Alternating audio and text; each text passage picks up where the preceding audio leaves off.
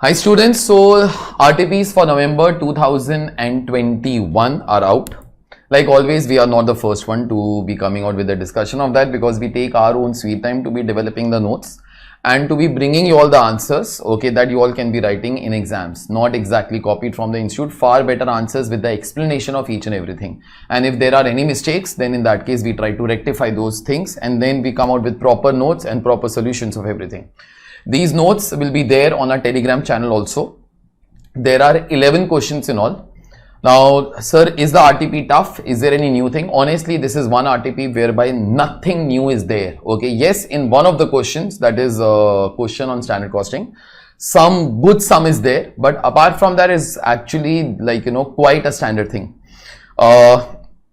Question number 1, this was also there in the extra case studies that we all had put in our lifetime updates in the month of Jan. Okay, 3 new case studies had come out. This is one among them. So I see a thought of putting them over here. Second question that is there is on product life cycle. In all our notes is going to be question, answer, question, answer, question, answer. Okay. So in RTPs, all the questions are put first, then all the answers, but then we always try to be doing the question, answer up and so on. Okay. Now, second question is on product life cycle and a nice question. Okay. Nice question in the sense there will be nothing new in this question, but there is one catch that I'll be saying right in the beginning. Okay. So that's your question number 2. Question number 3 is like my favorite question in this entire RTP, and that is on standard costing. Now, in standard costing, there is one adjustment of labor which is brilliant, okay, and ICA's method in standard costing, you all know, actually it cannot be standardized. So all our answers will be as per whatever you all have done in past, okay, exactly in the same particular way that we all have done all the questions. I'm going to be doing that particular way only, okay, but this is by far the most important question of this case study.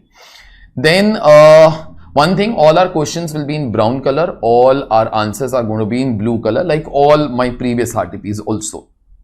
Okay. Then in that case, you have 2 questions on decision making. We all have done to the greatest extent possible. You will find all these things very easy. Just you have to try to explain the reason of each and every answer that you will get. Okay. So therefore that will be your decision making. In fact, your next part also, your next question also is on decision making only. It's a special order that we all get. But then first time we are going to be doing exports. There is a company who's going to be doing export for the first time. So what other factors should be considered? That particular part is important in question number 5. Okay. Question number 6 is again on life cycle costing, but a different category of question. Okay. And in this, the comments are general ones, okay, but still you got to be doing them once. Then you have 2 questions, then you have CVP analysis. Now this is one question which is there in the modules also, which is on a hotel. Now in this question there is one graph which is there. This graph is part of the question and not part of the answer. From this graph you have to try to get the answers. Okay, in terms of the numerical thing, this is also one of the good questions. This question in any case, is there in our latest costing book also. Apart from that, is there in the modules also. So in any case, okay, so like if you all have done it, then you might not be requiring it. Cost of quality. So this is a question on TQM which is there. Our next question is also there on TQM only. Okay, whereby cost of quality has to be computed. If you are seeing this particular question and if you have studied from us, you will be directly able to recognize that these questions we all have done in the class also. Okay. Then in that case, I have a question on balance scorecard. Balance scorecard is a nice question. Okay. The question that we all have on balance scorecard is quite good in this question, whereby few KPIs are given to you, few objectives are given to you. Then the standards are given, actuals are given. You have to try to frame the things in this particular format. Okay. And then you got to be doing it. Apart from that, there is part of triple bottom line also in this question. And lastly, there is match the following. Okay, basic concepts. So just there are things from A to J, and then in that case, there are answers over here. Okay. Overall, if I'll try to speak about the toughness, as I told, it is not a very tough RTP. It is quite easy. Around 4 questions, I guess, are whatever, those questions that we all have seen before exactly. Okay, few questions are new, but in that only standard costing is that particular question, which actually requires very good brains. Okay, rest as such, the RTP is not very difficult if you have studied your entire SCMPE in a proper way. Okay, so This is all about the RTPs. As I told, the notes do come on our Telegram channel, and in any case, like, you know, all our regular students also get them on in their lifetime updates, like always. So let's start away with the thing. This is question number 1, please. This is on ethical and financial considerations. This case study basically was also launched in extra case studies in Jan 2021. Okay, so it is the same one that is there. For our regular students is already there in your lifetime updates. Okay, but we are just going to be doing that once more. Okay, so let's start. Nutty Bites produces many edible snacks that are very popular, especially among the children. Peanut oil are essential ingredients in many of its products. They are currently facing this ethical issue. What ethical issue? Medical studies have indicated peanut allergic reactions are on rise. The prevalence is more profound among the children. Reactions can range from hives around the mouth, to दाने दाने वगैरह वो हो जाते हैं, to potentially life-threatening reactions when exposed to even slightest trace of the peanuts. There is a growing media campaign to force companies like Nutty Bites to make a disclosure about the presence of peanut on its package labeling. So there is a company called as Nutty Bites. It is facing this particular problem that the amount of like peanuts and peanut oil that they all use in their particular products is not very good for the children, and there have been a lot of children who have got allergy to these particular things. Okay, the allergy can be small allergies or can be life threatening also. So therefore, like, you know, that these guys are trying to be thinking what should be done for that, because their key ingredient is like, you know, has the peanut and peanut oil. Okay, and there is a media campaign that is going on whereby all the companies disclose whatever is there in their particular products, the ingredients up and so on. Now what might happen is, like, you know, that we might not use, say, peanut in some of our products. Okay, but then some raw material that we require, okay, the supplier might be using the peanut in that. So again, like, you know, it is not part of our ingredient, but technically it is still part of our ingredient. Okay, so you got to be exactly disclosing that, like, you know, that peanut and all is part of your ingredients. Okay, now Nutty Bites is a mid-sized company that has a growing market. Risks to the peanut exposure can come not just from the presence of peanuts in its products. Some of its bought-in ingredients, raw material input, are cooked in peanut oil. Now that is what I was saying also. Some of its bought-in ingredients, that is a raw material input, are cooked in peanut oil. So what these guys are saying, like, you know, that the risk to peanut and peanut oil can not only come from we using the peanut or peanut oil, but if there is any material that we purchase from somebody else, now that guy might be using it. So therefore, technically we are not using, but we are using the product of somebody which has peanut oil. So therefore, we should be trying to be disclosing. There are risks of cross-contamination among the products. Let us say that they are giving an example. What do you mean by cross-contamination? Let us say that an equipment has been used to produce cookies that has peanuts. Okay. Next, the equipment is used without being cleaned to produce a chips that does not have peanut as an ingredient. Some portion of the peanut or peanut oil could contaminate the specific batch of the chips produced. So what these guys are saying, like, you know, that you produce something first, okay, that has peanuts. Then you produce something that does not have peanuts, but then you did not clean the equipments which were used to produce the first particular product. So therefore, some leftover things can be getting stuck to the second product. So therefore, cross-contamination might happen.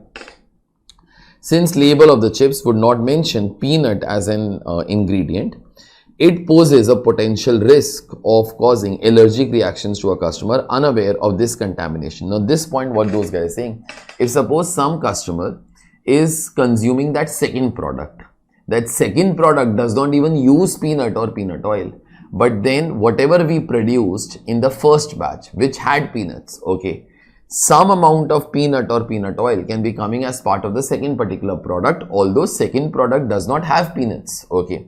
But then, like, you know, we made the first product that had peanuts, and we did not clean the equipment, automatically part of that will be going to the second product. Okay, so ultimately, like, we say there is no peanut, but technically there is. Tomorrow there can be a lawsuit also for all these things here, whereby you will be saying there is no peanut, but the customer can be saying there is peanut, and if he goes to the lab to get it tested, there will be small traces of peanuts that must be there in that. Okay, further, management of Nutty Bites have called for a meeting to discuss this issue. The issue need not be addressed at all. After all, Nutty Bites is doing nothing against the law, is the opinion of many members on the board of the company. So therefore, Nutty Bites in this case has called for a meeting, but like, many members say that we need not address this particular issue because whatever might happen, we are not against the law in doing all these things. Okay. Explain why Nutty Bites should attempt to address this issue. Second, state potential benefits that business can garner by addressing this issue. Third, recommend with reasons the avenues available to Nutty Bites to address this ethical issue. Fourth, evaluate the recommended solutions. Fine. First, modern organizations have a moral duty of taking care of the wide range of stakeholders, not just to the owners or investors. Now see, part 1 had asked you that why we all should address this particular issue, and our answer to part 1 basically starts with that only, that most of the organizations today, like, they operate in an environment, first of all, which is very open. If you are going to be doing something wrong, it spreads very fast. Okay, and moreover, a company has a duty not towards the shareholders only, but towards the customers and towards the other stakeholders also. So if due to presence of peanuts, there is a slight amount of health hazard to the customers, it is the duty in this particular case of this company to tell to its customers that there is a problem. Okay, food safety, obviously it is the duty of any company who is into the food business. They have to try to tell to the society that these are the ingredients that are there. Okay, so like, you have to be doing it. I do understand that legally you might not be like, under any compulsion to be trying to disclose it to your customers, but then as an ethical duty towards your stakeholders, it is always better to be mentioning in your packets only what are the key ingredients, and if you ever have a slightest of a chance that there could be cross contamination, then you should be putting a warning over there that there could be some traces of peanut or peanut oil that could be found in our products. The consumers should take this precaution that those guys do not have any allergies to the peanuts up and so on. In case they do have, they should not be consuming and we will not be responsible. So such kind of warning should always be there. Okay, let's read what ICA had to be saying. In this case, it owes a duty of care to anybody who consumes its products. The presence of peanut or peanut oil makes it a potential health hazard to some of the consumers. Food safety is a fiduciary duty that Nutty Bites owes to the society.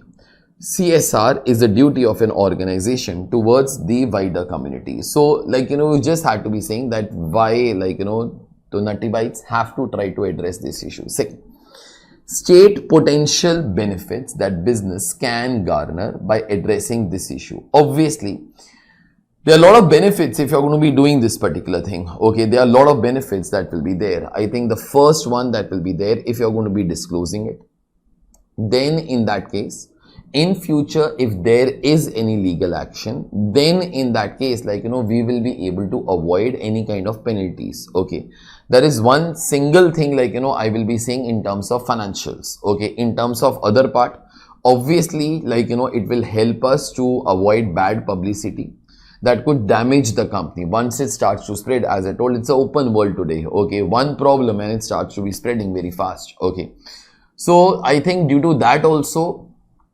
it is very much required that we try to be disclosing it. We try to address this issue as soon as possible. And on a third front also, your internal perspective of balance scorecard, that is like, so basically your employees should not, like, have this particular thing that this company will be getting closed due to all these problems up and so on. Okay, once you're going to be doing this, once you'll try to be addressing this, like, it will be always better, like, that the employees will start to be feeling that yes, this company is going to be there, and then we will start to be working in a proper way. Else your employees will always be afraid, yeah, that like, you know, one day due to some kind of a legal action the companies might get closed, and we are trying to, like, you know, produce something which is not good for the customer. So all these points you can try to be writing down.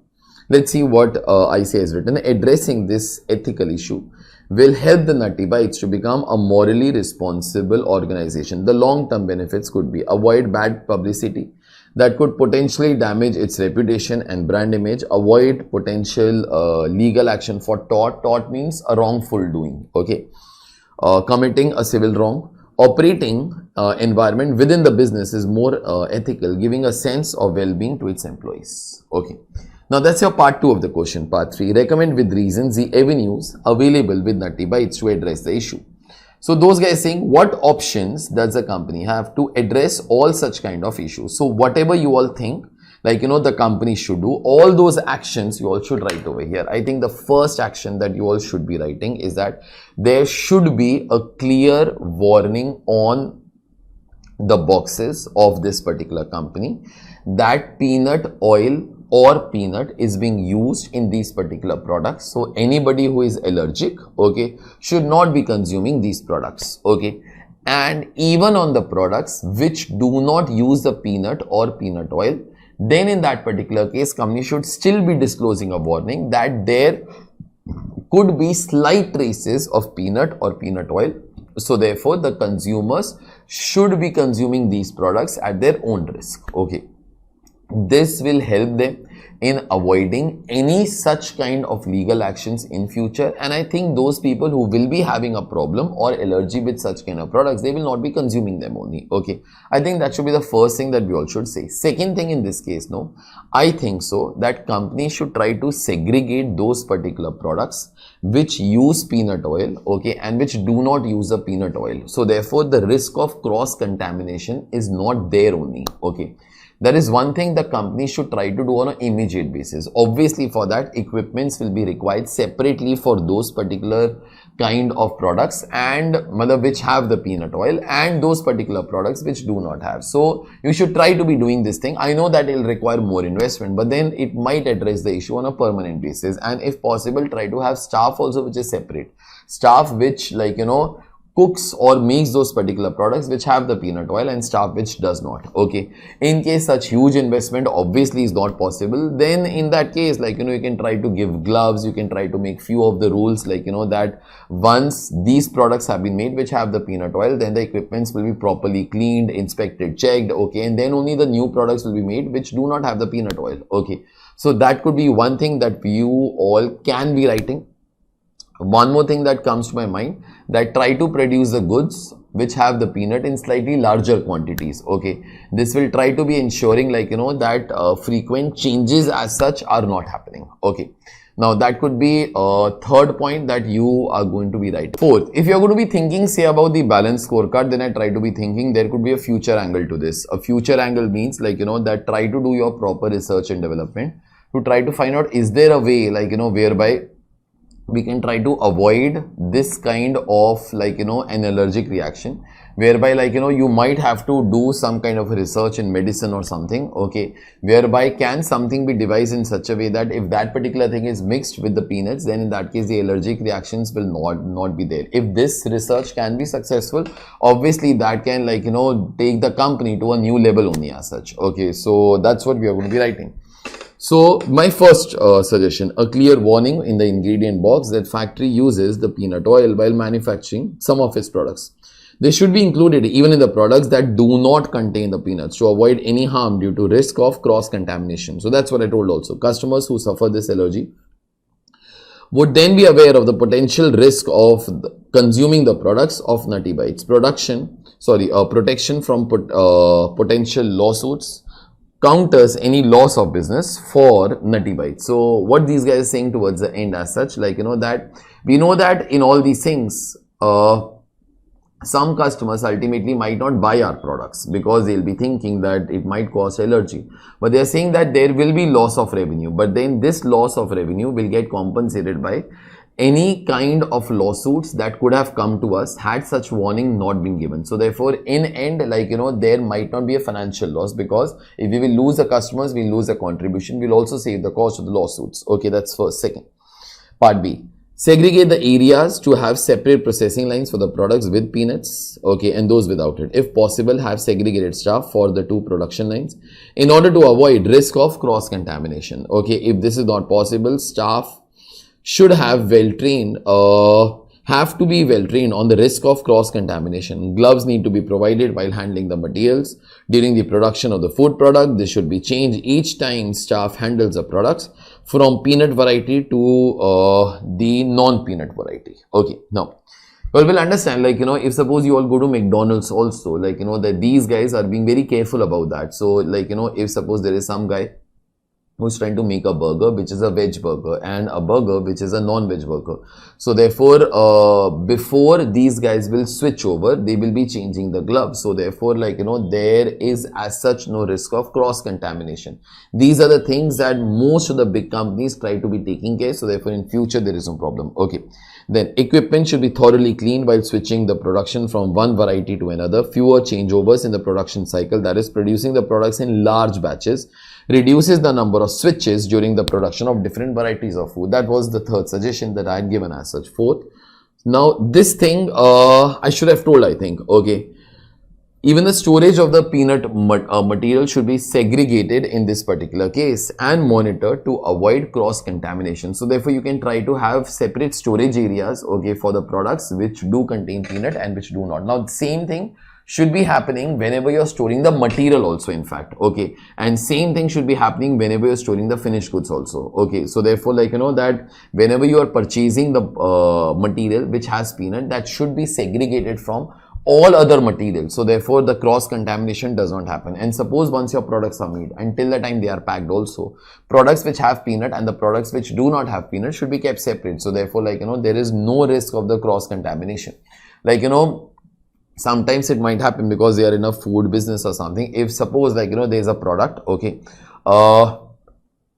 which has peanut and a product which does not have peanut, okay, so we might end up in using the same spoon, okay, for both of them, say for testing up and so on. So that again might lead to cross contamination. Okay, so therefore the storage should also be separate only. E, if Nutty Bites has the resources, it could invest in pharma companies that could be finding a medical solution to the problem. The food industry could benefit from research and development, okay, of treatments to address this life-threatening allergy. A breakthrough would address a societal problem while having a positive impact of growth for the Nutty Bites. Okay, so that is your first part. Okay, so sorry, that's your third part. Evaluate the recommended solution. So whatever you have told above, you try to evaluate them. Means, like, you try to be saying, like, that how will they help this particular company. Okay, so risk of product safety is an important issue that needs constant review. Now you all should always remember that you might do all these particular things, okay, all those things that we all have told, like, that you segregate the products, you segregate the storage area, segregate the machineries, okay, segregate the staff, do all those particular things, put a label on top. See, putting up a label, okay, is kind of a permanent thing that we all should do in any case. Okay, that is one thing that we all should be doing, because, like, during the packing of the label, okay, it should be printed over there. So once that process is set, I don't think so that will be a problem. Like on cigarettes, you all get that particular warnings, right? Okay, once that process is set, then you all will be doing it. But then the other things, like, trying to segregate the staff, the equipment, all these things will require good amount of capex, that is your capital expenditure. But after some time, what starts to be happening is that once suppose you make this particular process, like, that this equipment will be separate, this will be separate, this staff will be separate. After some time, employees take all these particular things for granted. Okay, so ensure that these things, once they are set, there is a constant review of the process. And once the procedure is set, it is always maintained by Nutty Bites. Because this issue is super important for the company. Okay, it is super important for the company. Now, review would be of the production process, the storage, material handling, as well as ingredients of the material purchased. Now, this again is super important, because what happens is, suppose I am purchasing some kind of the ingredient for my products.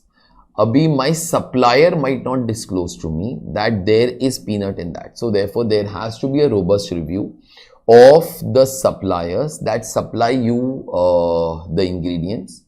That kind of a review should be able to find out that whether there is peanut oil or not, and that review should be done at constant intervals, because if ever supplier will start to be changing his production process, he might start to use the peanuts after some time. So therefore, that review has to be constant. Okay, means it's not a one-time job, it is a job that you'll have to be doing again and again. Okay, the benefit of constant review is that Nutty Bites can immediately identify the danger of contamination. For example, a supplier of material that changes the production of the ingredient to include the peanut oil, then Nutty Bites can be immediately aware of the change due to the review process. In case of any future litigation, Nutty Bites could defend itself by proving that it had a robust review in place. On the other hand, review requires time and money, with an ever-present possibility of the contamination. What those guys are saying, even if you're going to be doing reviews, there is still a chance of cross-contamination. There is still a chance. Okay. So first of all, your processes have to be good to try to be detecting such kind of things. Second, they have to be constantly changed, because it might happen that supplier after some time starts to be using a new kind of material which has peanuts, but then our process cannot be detecting that. Okay, it can happen like that. So therefore, then in that case, your processes have to be changed constantly. You have to do your R&D to try to find out, that are the suppliers using this or not. It is not feasible to ensure complete safety. Reviewers and quality inspectors could become negligent once the process is well established. This could lead to the instances of cross-contamination even with the review process in place. To conclude, Nutty Bites is morally responsible to spread awareness that some of its products may contain allergy-causing peanuts or peanut oil. It should streamline its storage and production process to avoid the risk of cross-contamination. So towards the end, we are only trying to be saying that first of all, it is moral duty of this company to be trying to be doing it. Okay. Second, it should make the customers well aware that this is whatever we all are doing. Okay. And there are some ingredients which might not be very good for the consumers. So therefore, they should consume it at their own day. And internally, they should try to use all the suggestions that we all have given as such. Okay. This was an easy question, the first question that was there. चलिए guys, तो अभी अपना question number 2 start कर लेते हैं. This question is on product life cycle. Now, this question as such is not very difficult, but there is one point that you all might be able to get it wrong. So therefore, that point I'll have to try to emphasize in a proper way. Question number 2. Cellwell Technologies is a manufacturer of mobile phones. It has been established player in the market, having launched various cell phone models in the last 10 years. With the preference for usage of cell phones increasing, the company has rapidly grown since inception. During the last 2 years, sales have been increasing, but at a slower rate. Competition has increased and hence sales growth has been slowing down. So this is a company that manufactures the mobile phones. And it has launched various cell phones in the market in the last 10 years. Okay. And obviously the usage of the phones are increasing. During the last 2 years, sales have increased, but obviously at a lower rate. So I can try to be saying sales increase mainly because of, I think, increase in market size, not in share. Competition has increased and hence sales growth has been slowing down. Okay, that is whatever I said right now. Okay, so I think due to the competition, share has been falling, although sales has been rising, but the growth in sales has started to fall down. Cellwell Technologies plans to introduce a new smartphone called S51 Ultra. Okay. The company's research and development team has come out with an additional feature for this cell phone model. What feature? This feature will periodically inform the customer using the cell phone regarding any software update required for the model. Okay. I think this is there in all our phones here. Further, by installing these updates, many existing bugs in the software model and security issue to the software can be fixed. Okay. This process can be executed remotely with the help of the new technology that research and development team has developed. So therefore, the updation can happen without the intervention of the user also.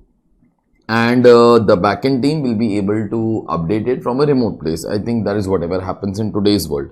I don't know, this question is actually of what era, yeah. This improves the cell phone performance and keeps it running smoothly. It improves compatibility of the softwares with that used in the other applications and devices. It also enhances customer experience as software update will bring out new features like newest emotions, updated dictionary, etc. that can be used by the customer. Consequently, the general utility of the cell phone life will improve by almost a year. Okay. So due to these things, okay, the life of the cell phone will be increasing by a year, because else the software becomes outdated, okay. So therefore it becomes very difficult, the phones become very slow up and so on. So therefore due to all these particular things, the life will increase by a year. Okay, this thing I think you should underline further. There will be less complaints due to performance or compatibility related issues. Okay. The business development team has come up with a proposal for sales promotion. Okay, as per this proposal, customers can trade in older model of the cell phones in order to buy latest S51 Ultra. Due to the trade, customers can buy latest model S21 Ultra at a substantial discount. Fine.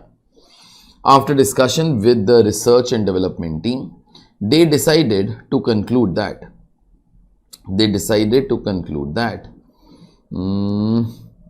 this would have an additional advantage. Cellwell Technologies can reburnish. I think you all know the meaning of the term refurbish, okay, whereby that they take the older phones, they try to repair them. If any part is to be replaced, they all replace it and then they all sell it off, okay, in the markets. You get a lot of them on the Amazon and so on, okay. So Cellwell Technologies can refurbish, repair and renovate these older models and resell them in the market at a substantially lower price. Typically, the students or the customers in lower income groups who look for cheaper models may find this offer interesting. This creates a new market space for the company to the target. Okay. Those older cell phones traded in cannot be refurbished or are beyond repair use can be recycled. So just a sec. In this particular paragraph, what these guys have told, whenever the customers want to be buying this new phone, okay, they can trade in their current phone, okay. Now this particular current phone, once those guys will be trading, then in that particular case, these older phones that that we have taken back from them to give them the discount, these can be refurbished and sold in the market, okay, typically to the students or customers in the lower income group. Now what these guys are further saying, those older phones traded in which cannot be refurbished or beyond repair can be recycled. तो अगर suppose कोई ऐसे phones हैं जो repair वगैरह हो ही नहीं सकते, then in that particular case what to be doing of them?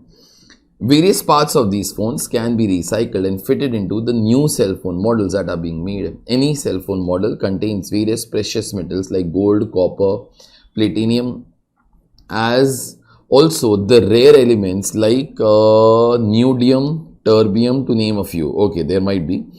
They are difficult to obtain and a need to be mined out of the earth, causing huge damage to the environment. With the demand of the cell phones stated to increase, the need for these materials is going to be increasing as well. Therefore, if materials can be extracted from these old phones that would have otherwise been disposed of into a landfill, means कचरे के अंदर उसको डाल देते थे, it would benefit the environment while producing an alternate source of material procurement. वो क्या बोलता है कि ना, जो phones हम लोग refurbish कर सकते हैं, those phones we will refurbish and we will start to be selling them off. Okay.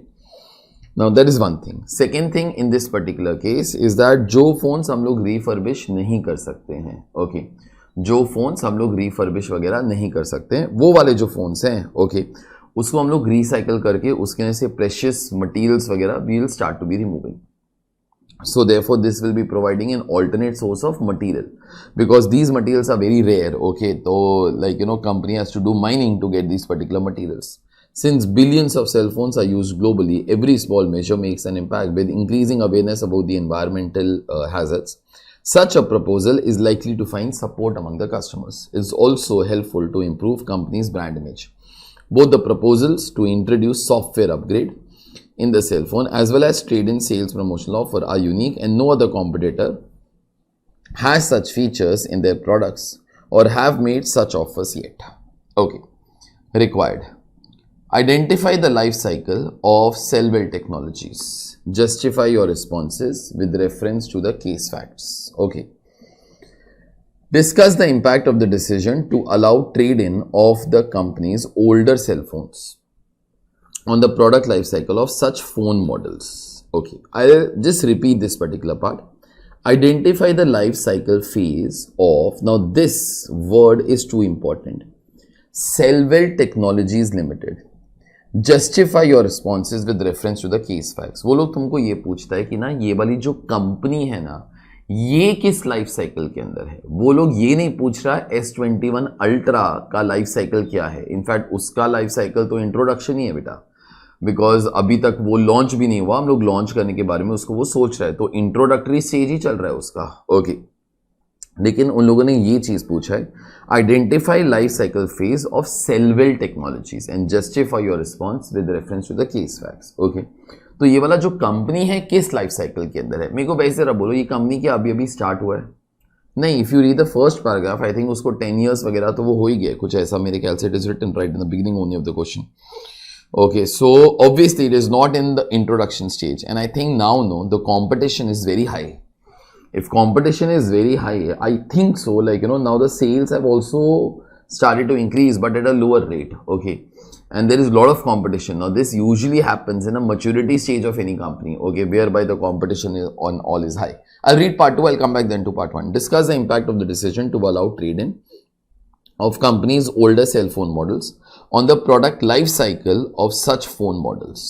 Okay, so those guys saying that whatever are the options that we all have evaluated, then in that particular case, what is the impact of that on the product life cycle of such phone models? Okay, now see, this is the thing, okay, that you have to try to be saying. In the first case, that answer is maturity stage, but you have to try to bring in the facts in this complete question. Okay, try to bring in the facts. How do you know it is there in the maturity stage? Okay, and in part 2, जो भी हम लोगों ने options वगैरह वो सोचा है, okay, कि we will trade in, फिर उसको recycle वगैरह वो करेंगे, up and so on वगैरह. How will it affect the product life cycle of such phone models? चलो ठीक है. So we'll start with part first of the question. Now see, part first के अंदर what we are going to be writing is a very simple thing. Okay, currently we are there in the maturity stage, and by maturity stage, as I told, it has been 10 years into the market. So today we all are well established, but obviously the sales has started to go down. Actually, sales is not going down. I'm sorry. Okay, sales growth has been going down. And obviously due to the competition, this competition part basically comes in this case in the maturity stage. So therefore in maturity stage now, we all have decided that we are going to be launching another phone. Okay, please do remember we have to find out the product life cycle stage of the company. Okay, I've written one extra point over here, so therefore that confusion does not come. Okay, just a sec. Now this particular point I have deliberately written because that might be the biggest doubt that the students might be having. Students should note that they are not asking product life cycle of the product S21 Ultra in this part. If that was the case, then it will be declining stage of the current products and introductory stage of the S51 Ultra. They are not asking that. They are asking कि company जो है वो कौन से phase के अंदर है. Okay, so this particular company is today in the maturity stage. Okay, now obviously in the maturity stage competition is very intense. If you all remember our product life cycle ka chapter, then in that case occasionally in the maturity stages the company starts to come out with some kind of offers or something in order to be tempting the customers.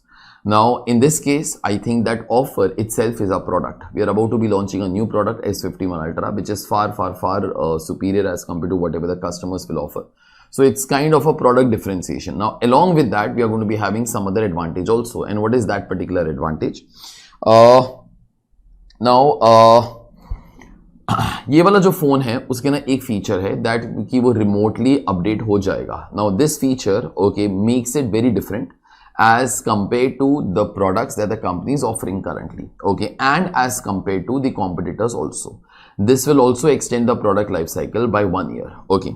Now iski wajah se obviously you will be able to retain the existing customers, you will be able to get the new customers also, okay. इस चीज का जो advantage है, as I have told, it can be remotely updated through the software, तो उसकी वजह से like the phone will be slightly better as compare to the competitors. So we'll be able to acquire new customers, then try to get the existing customers buy these particular phone models, so therefore it will be good, okay. Now there is one other advantage, okay, and one other advantage, we are not only trying to have product differentiation, but we are also trying to attack the prices, whereby we are trying to be saying कि अगर आपके पास कोई old phone है, you are looking to buy this particular phone, then in that particular case you can be buying this by exchanging your phone, okay. अभी वो वाला जो चीज है उसकी वजह से जो प्राइस है वो कम हो जाएगा. So therefore, in this particular case, we will be able to tap even those particular customers who are slightly price sensitive. Okay, बस यही वाली चीज यहाँ पर तो वो लिखना है. Just the facts of the case and nothing else here. I'm just reading it once. पढ़िए जरा please. Cellwell Technologies is in the maturity stage of product life cycle. It has been established player in the cell phone market. The company has rapid sales growth. Over the last 2 years, sales have been increasing, but at a slower rate due to the increased competition. Therefore, the company has decided to introduce a new model, S21 Ultra. Retention of the existing customers and trying to win over the competitors' customers is a strategy being used by Cellwell Technologies. The S21 model will enable the customers to update their software of this smartphone, enhances its product features. This differentiates a company's product with that of the competitors. So therefore, it is a product differentiation strategy, but not the only product differentiation. There is price advantage also that we are offering to the customers. Technology changes at a fast pace. By enabling the customers to upgrade their mobiles would definitely improve performance, lower the customer complaints due to the breakdown or compatibility issues due to older softwares. Improved performance along with longer product life will definitely enhance consumer satisfaction as well as attract newer customers. The add-on benefit is that execution of this update can be managed from remote locations without the need for the person in assistance. So all the features की जिसकी वजह से that product differentiation is happening. तो हम लोग maturity stage के अंदर है, हमारा company जो है वो maturity stage के अंदर है, and in this maturity stage we are offering this new feature. Okay, for the offer to trade in older phones while buying the latest S21 Ultra would appeal to price sensitive consumers. Okay, it would also and wins the interest of the customers who are looking to dispose of their old cell phones. Now, this is one point that you also try. That would otherwise end up in a landfill. So, हम लोग यहाँ पे एक offer वगैरह वो दे रहे हैं, okay, ताकि if anybody has a older phone, you want to be exchanging it, then in that case you all can. इसकी वजह से जो उनका करंट फोन है वो भी शायद वो गार्बेज के अंदर नहीं जाएगा. Okay, it will go to the company who will start to be recycling them.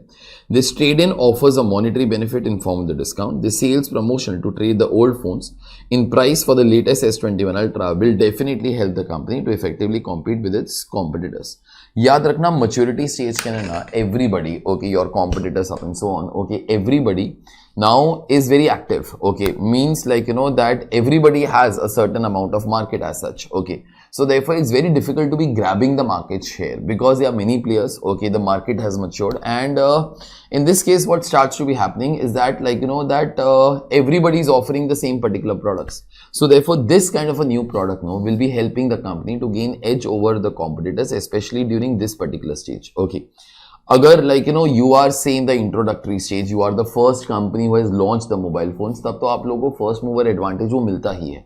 But as and when time passes, of course at that time new competition starts to be coming, so therefore that differentiation will start to be going away. So such kind of offers, such kind of new products will help the company.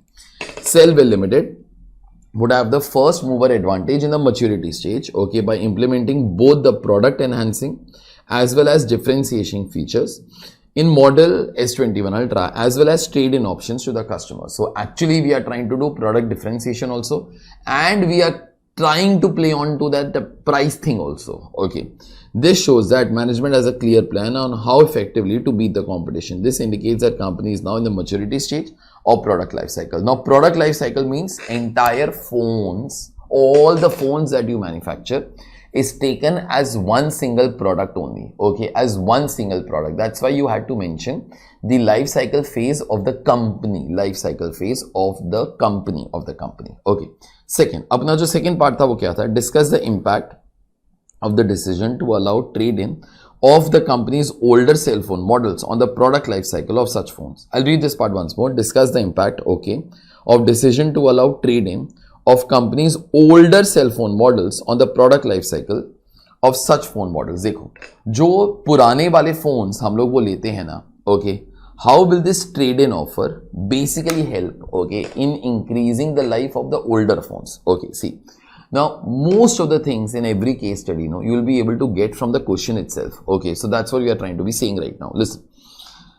Now, ये वाला जो अपना company है, जो सेलबेल technologies वगैरह है, वो एक नया फोन लॉन्च करेगा. अभी हम लोग उसके बारे में बात ही नहीं कर रहा. But whenever S21 will be getting launched, then in that particular case, okay, we will give the customers an offer. आप लोग अपना पुराना फोन हमको वो दे सकते हो. We will give you some discount.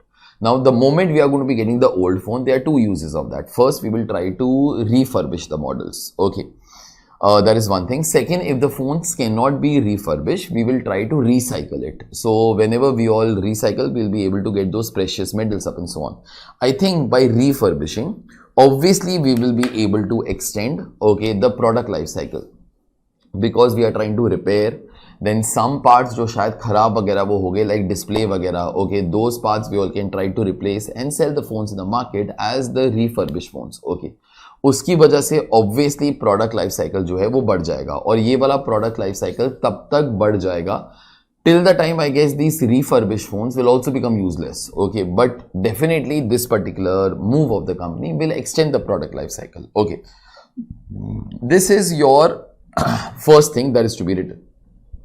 अगर कोई तुम्हारा जो फोन है वो रिफर्बिश नहीं हो सकता, ओके, फिर आप लोग उसको रिसाइकल वगैरह वो करोगे, मतलब मेल्ट करके उसके पार्ट्स वगैरह निकाल के you all will try to be using them in the new phones, okay. Now honestly इसकी वजह से प्रोडक्ट लाइफ साइकिल तो नहीं बढ़ेगा, but then it will give some monetary income to the company, whereby like it will not have to acquire more materials, or it will have to acquire say lesser materials from the market as such, okay. तो किधर ना किधर उसका use वगैरह वो हो ही जाएगा. ऑल्दो प्रोडक्ट लाइफ साइकिल वो वाले फोन्स का तो नहीं बढ़ने वाला, क्योंकि इन एनी केस हम लोग वो वाले फोन्स को रिसाइकिल ही कर रहे हैं, बस. That is the only thing that you all are going to be writing here. The refurbished phones would be sold at a substantially lower price to the customers, like students or lower income groups. Thus, older cell phone models get a new lease of life after they get the requisite repairs. That will of course happen.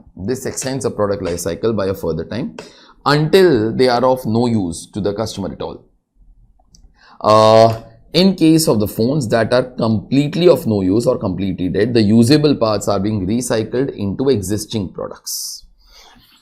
This becomes an alternate source of material procurement for the company at much lower cost. Consistent use of this measure will definitely reduce the cost of production by a certain margin.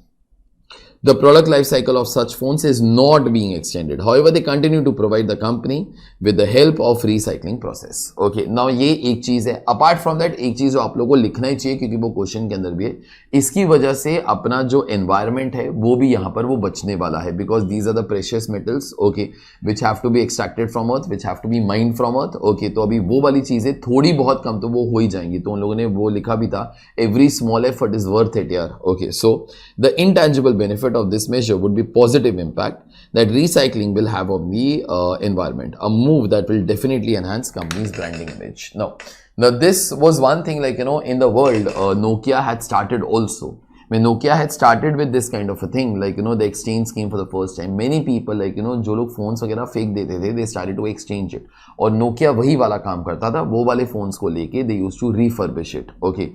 For companies, in fact, now most of the companies also who manufacture laptops, who manufacture the televisions, who manufacture the phones वगैरह, वो लोग refurbishing जो है वो करते हैं. They are certified players for that. If you'll go to Amazon.com, not Amazon.in, if you'll go to Amazon.com, no, okay, वहाँ पे refurbish जो प्रोडक्ट्स होते हैं they are lot in demand, okay, क्योंकि वहां पे the refurbishing is done by the companies also. मतलब suppose HP करके कंपनी है, वो लोगों से पुराने लैपटॉप्स लेके उसको रीफर्बिश करके एकदम ब्रांड न्यू करके 6 मंथ्स की वारंटी के साथ भी देती है। So all these particular things they always help the company, okay. एक तो उनका इमेज अच्छा वो हो जाता है, that's okay, because that image वाला पार्ट ना can not be much quantified, वो लिखने के लिए अच्छी बात है, लेकिन कंपनी के लिए it becomes a profitable business also, okay. और अगर suppose somethings have become very old then you can try to recycle it and try to use their parts, okay. ये था तुम्हारा क्वेश्चन नंबर 2 एज सच। चलिए guys, so we will start away now with our question number 3, okay. It's a question on standard costing, not a very tough question, but I'll say not a very easy question also. There is one point, if you'll catch hold of that particular point, then it is not going to be a problem, okay, but that point is bit difficult to catch, okay. Now, whatever answer IC has given, forget that particular answer. In an answer will be same only, whatever we all will be doing, but the way of doing that is going to be very different, okay. So let's start. Williams Footwear is a shop that focuses on shoes for various sports and activities like jogging, cricket, tennis shoes and hockey. Budget profit for WF is calculated considering average selling price of 500 per pair of shoes, and on an average 350 per pair, an average cost of 350 per pair of shoes. So in this case, no, those guys have calculated some budgeted profit, okay. In that budgeted profit, they have taken selling price as 500 and cost of the shoe as 350. So in cost of the shoe, you will be having all the types of cost here, your material, your labor, your variable overheads and so on. The supervisor of WF has a discretion in staffing and setting the prices. So this supervisor has a discretion in staffing. Staffing means he can decide how much staff he needs and setting the selling prices also. So actually I slightly think this word is wrong. He will not be a supervisor, yaar. I think this guy will be kind of a person who looks after the sales, okay, because he has a discretion of setting the prices. Usually WF is staffed for 650 hours per month at a budgeted rate of 125 per hour. So therefore what these guys are saying, usually WF is staffed for 650 hours per month at a budgeted rate of 125 per hour, okay. In addition to this base wages, so these are the base wages, okay, that is 650 hours at the rate of 125. Sales staff gets a payment equal to 5%, 5.5% of takings, okay. So what these guys are saying, like, that in this case, this staff that is there, okay, it should be working for 650 hours a month, okay, at budgeted rate of 125 per hour. Apart from that, sales staff will also get a payment at the rate of 5.5% of takings, okay. Moreover, now this is too important a line. Moreover, staffing levels are not expected to change to little changes in the shoe sales. Those guys saying even if the shoes sales will change, this staffing will not be getting changed. Now that means that this staff that is there, first of all, it is not going to be taking care of the production altogether, okay. It's going to be taking care of sales, okay. But that also, this particular staff, okay, in this particular case, it's not going to be much changing. Even if there is some change in shoe sales, some means little change in shoe sales. Later on, those guys will describe also what is the meaning of the term little. But what I am trying to tell you is totally different. This particular staff, from here till here and then from here to here, this particular staff must be back-end staff, okay. And I think so, this staff, in addition to these base wages, sales staff also gets a payment equal to 5.5% of taking. This will be kind of a commission or something, okay. So I think this particular staff is not your direct labor in a normal course, okay. This is not your direct labor in a normal course. This is kind of your sales staff. Direct labor is that particular labor who works on your product. I think that cost must be part of this particular cost here, okay. So this particular cost is kind of your S&D overheads. In that also, I think this particular part is fixed part. Okay. Sir, how do you know it is fixed? Okay. I know it is fixed because those guys are saying that staffing requirements will not be changing much due to little change in shoe sales. If it was variable, then it should be changing as such, but then it does not change. Okay. So therefore, these are fixed wages. Although these wages are calculated based upon certain number of hours per month, 650 hours at the rate of 125, but they are not variable based upon number of shoes. I'll come back to this in just 1 minute. For September 2021, WF had budgeted sales of 2250 pairs of shoes and 650 staffing hours. Okay. So when they had made the budget for September 2021, they had thought that number of shoes sales will be 2250 and 650 staffing hours. This 650 is same as this particular 650. So that's not a problem. Okay. And we had thought that 2250 pairs will be getting sold. Now see, 2250 pairs. Do not try to be thinking, sir, can I do 2250 upon 650? Can I be doing that particular thing? Okay. So in this case, if suppose if I'll try to be computing, some people might be doing this particular thing, 2250 divided by 650, that comes to 3.46. Somebody can be saying, sir, for 1 unit, your workers takes 3.46 units to produce. No. Okay, this is sales staff. And this thing is not related to this. That I came to know through this particular line. Okay, that staffing levels are not expected to change based upon little change in the shoe sales as such. Okay, further. Actual results for September 2021 are as follows. I'm rubbing off this, it has become too messy. Okay, but just do remember that this particular wages from here till here, that I have also tried to mark over here. Just a sec. It'll become okay in just a minute. Okay, so yeah, so it has become okay. From here till here, these are fixed wages. This is your fixed cost, and this is kind of your fixed S&D, I think. Apart from that, this particular thing is kind of your commission as such. Okay, now one other thing, we had thought selling price will be 500. Take 500 please. 500 into 5.5%. That comes to 27.5. So therefore, our commission was expected to be 27.5 per unit. We had budgeted 2250 pairs will be getting sold. Okay.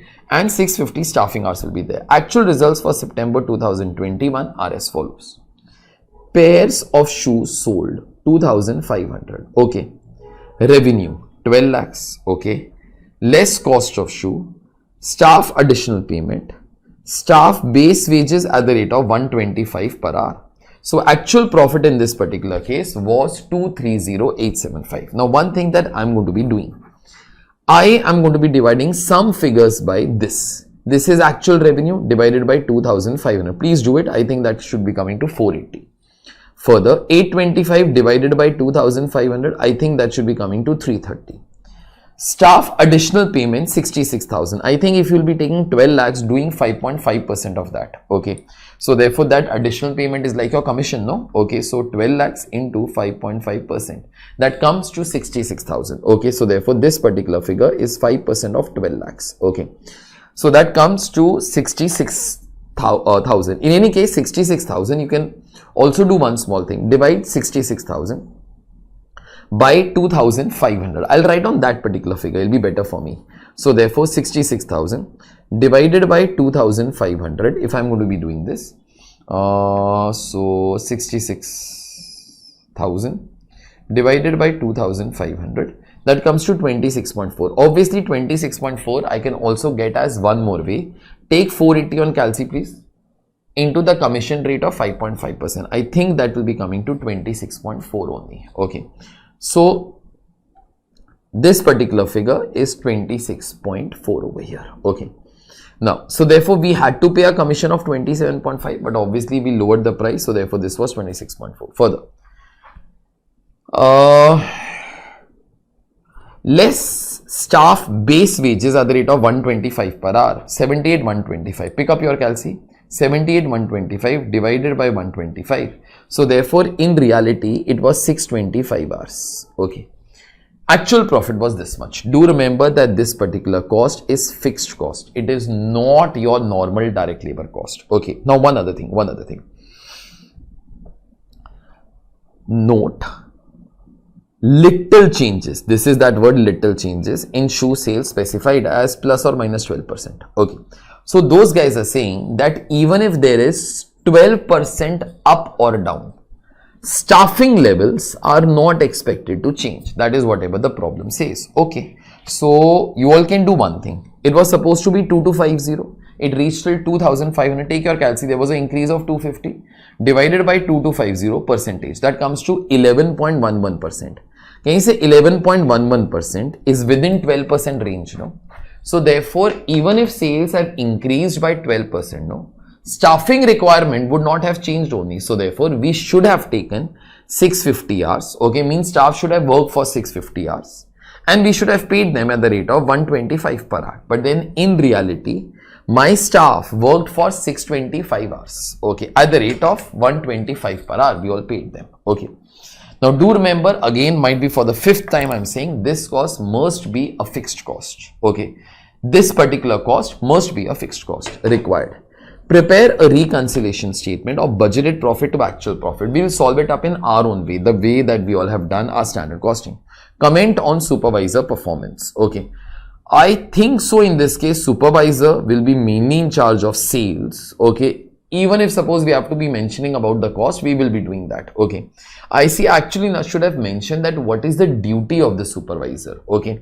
I think duty of the supervisor will be taking care of sales and also to be taking care of the, I think, the payment to the sales staff. I can make him in charge for that also. But I actually don't think so that he will be in charge for making the shoes. I really don't think so. Although I see in comments has done that particular thing also. Okay. So prepare a reconciliation. So let's start to be making a reconciliation. But reconciliation we got to be doing of budgeted profit to actual profit. So let's try to be computing all profit variances. Profit variances, if it was my regular lecture of standard costing, I'll ask you all. Profit variances are dependent upon what? You should be saying period. So therefore in this question, the period is 1 month. Okay. September 2021. So that's 1 month over here. So period, standard data for 1 month, actual data for 1 month.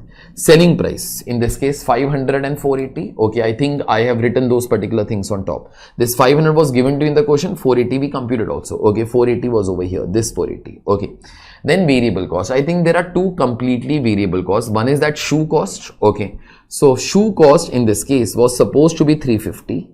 And in reality, that was 330. Plus in this case, there will be that commission cost also. Okay. So therefore, that thing is one thing I've written below as a separate note. So therefore, how does this 1 come? How does this 4 come? So therefore, 350 rupees was supposed to be the budgeted cost plus 5.5% of budgeted selling price. So 5.5% of 500. You all can compute that. That should be coming to 377.5. Obviously, out of that, 27.5 is nothing but commission over here. Okay.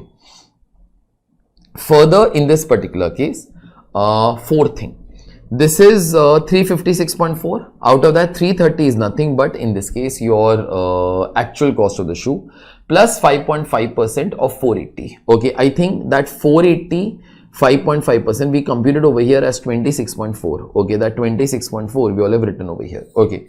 So 26.4 plus 330 will make it 356.4. So selling price minus variable cost, we are following marginal costing for all calculation of variances, makes our job very easy. So subtract that, you get your contribution, multiply by quantity. Okay, you arrive at your total contribution. From there, please subtract your fixed cost. Fixed cost, your fixed cost was supposed to be 650 hours at the rate of 125 per hour. But then in reality, it was 78125. Okay, so 78125 over here. Okay, its breakup will be 625 hours at the rate of 125 per hour. So those particular two numbers we all have written over here. Okay, you subtract, you will be getting your profit. In fact, this particular profit will tally with your this statement also, your RICO statement 23875. I think this is just becoming too messy here. Okay, so let me just try to be erasing this part. Okay. Now, this is it, whatever was the initial formats that we were making. So let's start to be computing all our variances first. Total net profit variance. How does that particular variance get calculated? How much profit we should have earned, how much profit we have earned. Okay, that is one thing. Second particular thing over here gets broken up into Roman number 1, net profit variance due to change in sales. That is this particular part. Now this thing I say does not compute directly. Okay, it calculates its two parts. First of all is selling price variance. Selling price variance is at what price you should have sold, at what price did you sell, into actual quantity sold. That is whatever I've written over here. So 50,000 it was. Then in this case there will be contribution volume variance. Contribution volume variance, how does it get computed? How many units you should have sold, how many units you have actually sold, into standard contribution per unit. So that is whatever exactly we must have done over here. Okay, so therefore overall variance was 36,500 favorable.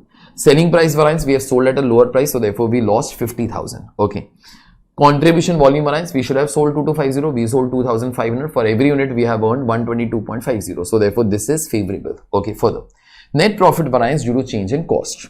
Now in that particular thing we are going to be having shoe cost variance. Okay, shoe cost variance, this is that DM, DL, variable factory overheads. Now how do you compute all those particular things? Okay, if you all try to be thinking, example for material, my first variance is standard material cost minus actual material cost. Can you say standard material cost means standard material cost for actual output? No, because material, labor and variable overheads are all dependent upon output. In this question, no, separately material, labor and variable factory overheads is not there. Single cost is there, we'll try to be doing that particular thing. Okay, so therefore, how do you compute your Roman number 2 in any case? Okay, sir, what should have been the cost? What was the cost? Okay, into actual quantity that you will have produced. So therefore, this figure will be 50,000 favorable. So therefore we have saved the cost, no, so therefore that will be better. Further, staff cost variance at commission wala part. Okay, so therefore your commission should have been 27.5. we wrote over there, that is 5.5% of 500 less 26.4, that is 5.5% of 480. So therefore standard commission per unit minus actual commission per unit into actual quantity sold. So therefore you will be arriving at this particular answer. Now one other thing, now this thing I can try to tell you if you think a bit. If your sales has fallen down by 50,000, no, your commission will also fall down by 5.5% of that, because commission is based upon selling price. So you all can take your calci, 50,000 into 5.5% you will be doing, no, it will be coming to this. Obviously this is adverse because sales is less, but then this particular thing will be favorable because commission is also less. Okay, and lastly, sales staff cost wages, this is kind of your fixed overhead expenditure, right? So therefore you should have incurred 81,250, that is this particular figure, but then you incurred in this case 78,125. Okay, that's it. So therefore 3125 favorable. We have followed marginal costing for all calculation purpose. Better to be writing that particular thing as note, although IC has not done that. Okay, now this part is all done, but see, after this particular part, no, listen, reconciliation, that is in this case reconciliation statement between budgeted and actual profit. All these particular things that I wrote over here, all these variances I put over here also. So therefore you start with the budgeted profit, you end with the actual profit, and in middle you try to be writing down all the variances. Obviously this will be your final variance, you do not write down this particular thing, this is a final effect of everything.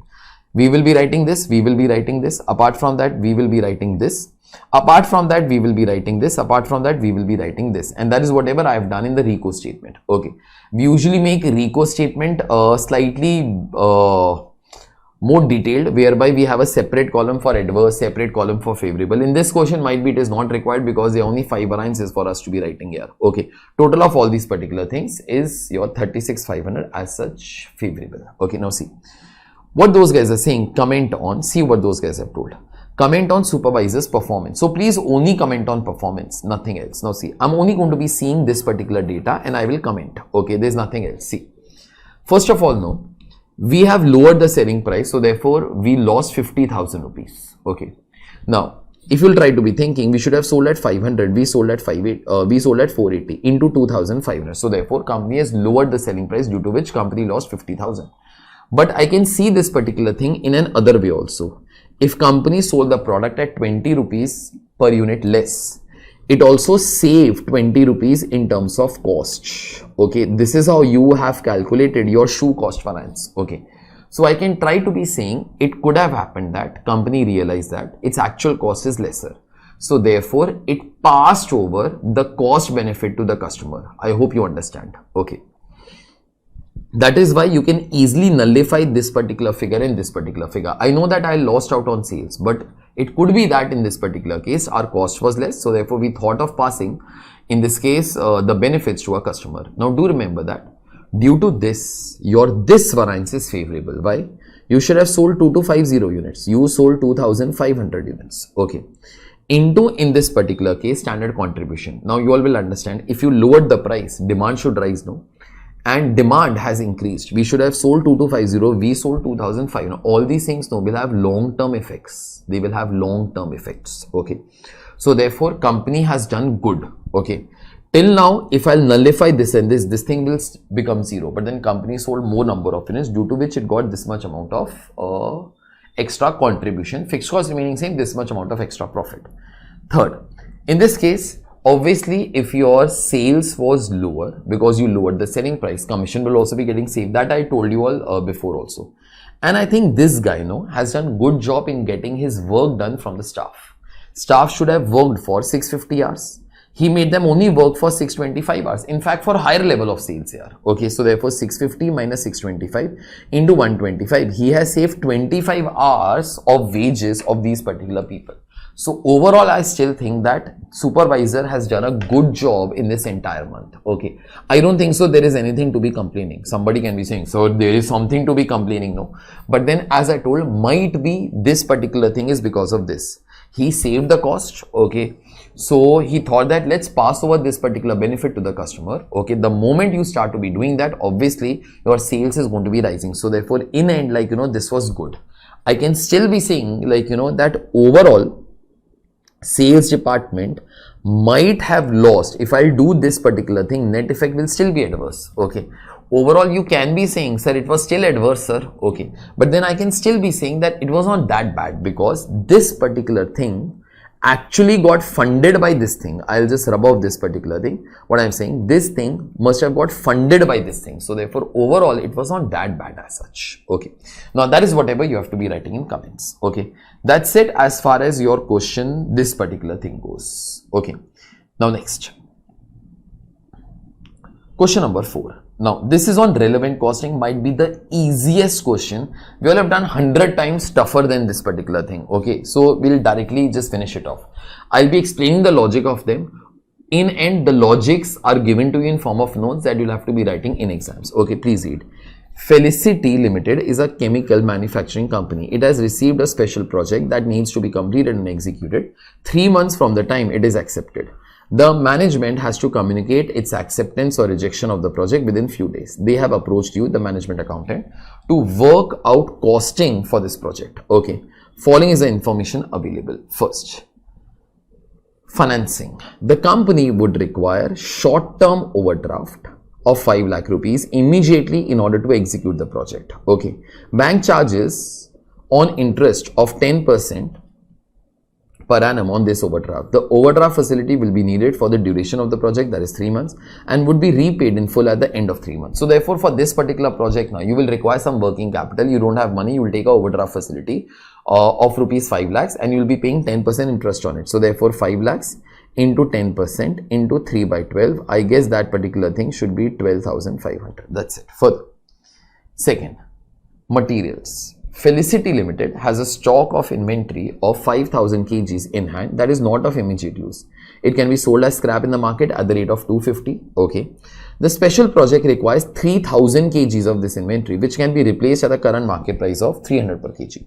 Now see, we have some particular stock of 5,000 kgs, but we only require 3,000 kgs of this particular thing. It can be purchased from the market at 300, but I think 300 will not be of any use. You tell me, if this particular project would not have come, okay, we would have, what we would have done with this particular material, we would have scrapped it because that is of not of immediate use.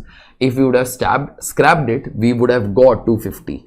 Now don't scrap, use it and therefore lose 250. So therefore my relevant cost in this case will be 3,000 kgs into 250. Obviously there is no question of purchasing only, so therefore we'll not talk of that particular thing. That's it. Okay, then labor. Labor in this particular case, all skilled workers currently work full time in their respective departments. Okay, there are no idle hours. Fine.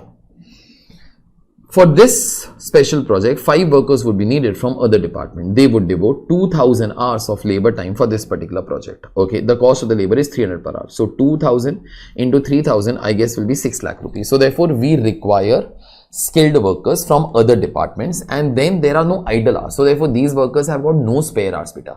These workers, if they'll be coming over here, okay, obviously now then they will not be working in their departments. Okay, so I think something is striking you. Since their working hours would have been diverted to this particular project, the production in the other departments cannot be met. Hence, the company would incur loss of contribution of 1 lakh for these 2000 hours. So therefore, if those people are put over here, first of all, you will incur 6 lakh rupees. And apart from that, you will be losing 1 lakh rupees of contribution. So therefore, your relevant cost will become 7 lakhs. This should have been my answer, but then something is given to me. Alternately, the company can outsource the labor for this special project at a total cost of 6 lakh 25. Okay. Now, they are saying alternately, do not call the workers from the other departments. Okay, you outsource this job to outsiders. Okay. In that case, cost will be only 6.25 lakhs. Obviously, if quality of these particular 2 categories of workers are same, I guess this figure is cheaper than this here. So therefore, we should not call the workers from the other departments. Okay. So therefore, let's outsource the job at 6.25 if the quality is same. Read further. The management will opt for more cost effective option. That's very obvious. Even if you will not tell me, I'll go for that option which is cheaper, as the quality of both in-house manufacturing and outsourcing is same. Obviously, if the quality is same, then you can do cost analysis here. So therefore, wherever it is cheaper, that option is better. Okay, that will be part A. Part B, overtime payment to the inspector supervisor who checks the final products would be 25,000. This would be incurred irrespective of whether labor is in-house or outsourced. Okay, so I think this will be your relevant cost only. Okay, now whether you do this 7 lakhs or you do this 6.25 lakhs, in any case you will have to be paying for it here. Okay, so therefore you pay for it here. You have to pay 25,000 rupees extra. So therefore please do that. So therefore this will be your relevant cost. Further, machine X21, this project requires use of an existing machine X21. Depreciation of X21 will be 40,000 rupees per annum. The variable operating cost of X21 for 3-month period will be 3 lakhs. Okay, depreciation is all useless for decision making. Forget it. Okay, we require X21 machine. X21 machine in this particular case, if I will be running it for 3 months. Okay, so therefore cost will be how much? 3 lakhs. So therefore till now I think 3 lakhs should be the relevant cost. At present X21 is operating at its full capacity. By diverting it exclusively for the special project, the company, there would be loss of contribution of 1 lakh for the 3-month period. Okay, so I think 3 lakhs will be the running cost plus 1 lakh rupees you all will be losing as contribution loss. So therefore relevant cost will become 4 lakhs over here. Quite easy question, I think. Administration overheads include apportionment of 25,000. So therefore I don't require that apportionment, because apportionment just means you take some stupid ratio and divide it. It is always useless. An incremental cost incurred especially due to the acceptance of the project of 10,000. I guess your relevant cost will be 10,000. Okay. Further, total revenue that the company can earn from the project is 20 lakhs. Okay, so therefore this will be your relevant revenue required. Comment whether the special project would be accepted or not. Also give complete analysis of the special project based upon principles of relevant costing. Okay, so 20 lakhs will be your relevant revenue. All done. Then in your cost, you can keep on writing. This thing will be 12,500 rupees of overdraft.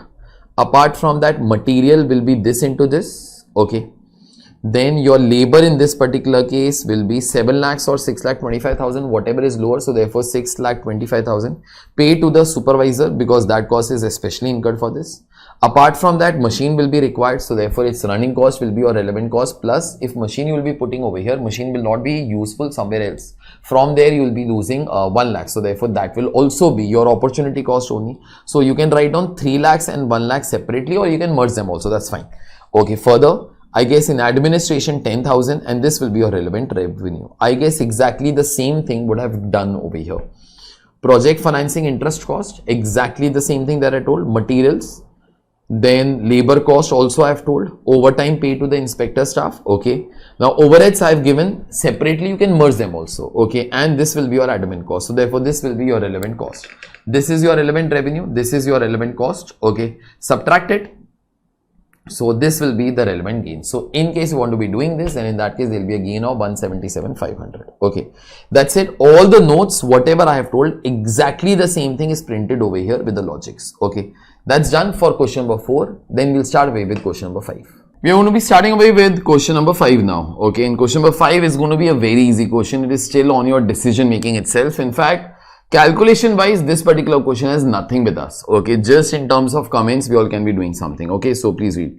Fire Safety is a manufacturer and supplier of firefighting and safety equipment for industrial use and follows international quality standards and uses high grade raw material. It is fast growing brand that protects millions of people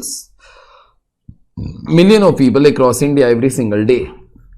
FS has been offered a prospective export contract for 30,000 commercial fire extinguishers with the following specifications from Australian buyer. And delivery terms is FOB. Okay, so delivery terms is FOB means we are going to be keeping the things on the Indian docks. Whatever kharcha is there after that, the shipping charges, all that thing is there. Look out. What we have to ship? 2-gallon cylinder holding 10 pounds of multi-purpose dry chemical at 380 psi. Okay, psi in this case is per square inch, I think, or something like that it is. Okay, further, FS is exporting first time. Now this will help us to comment actually. The price competition per fire extinguisher is as follows. Material के अंदर circle part cost, necking cost, bottom part, fire extinguishing powder, heat process, nozzle, meter, pipe, nitrogen. Okay, 2250. Fine. Direct labor, 2 hours at the rate of 60, leakage testing, variable overheads including packages, export clearing charges on FOB terms. Then fixed overheads. Okay, I guess fixed overheads ke aage you all can always write down absorption rate. After that 2970, add markup at the rate of 20%, so therefore rupees 3364. Now I think divided by Australian to INR, this is Australian dollars to Indian rupee. 54.5 is the exchange rate. You divide it, so therefore this is the price in Australian dollars, 65.39. Okay, so therefore you gave that. After the quotation of Australian dollars 65.39, the buyer is negotiating the price and ready to pay only 52.50. Okay. Required advice whether it's worth accepting at Australian dollar 52.5 considering other factors. Okay. So please consider other factors also. Okay. So let's try to consider other factors also.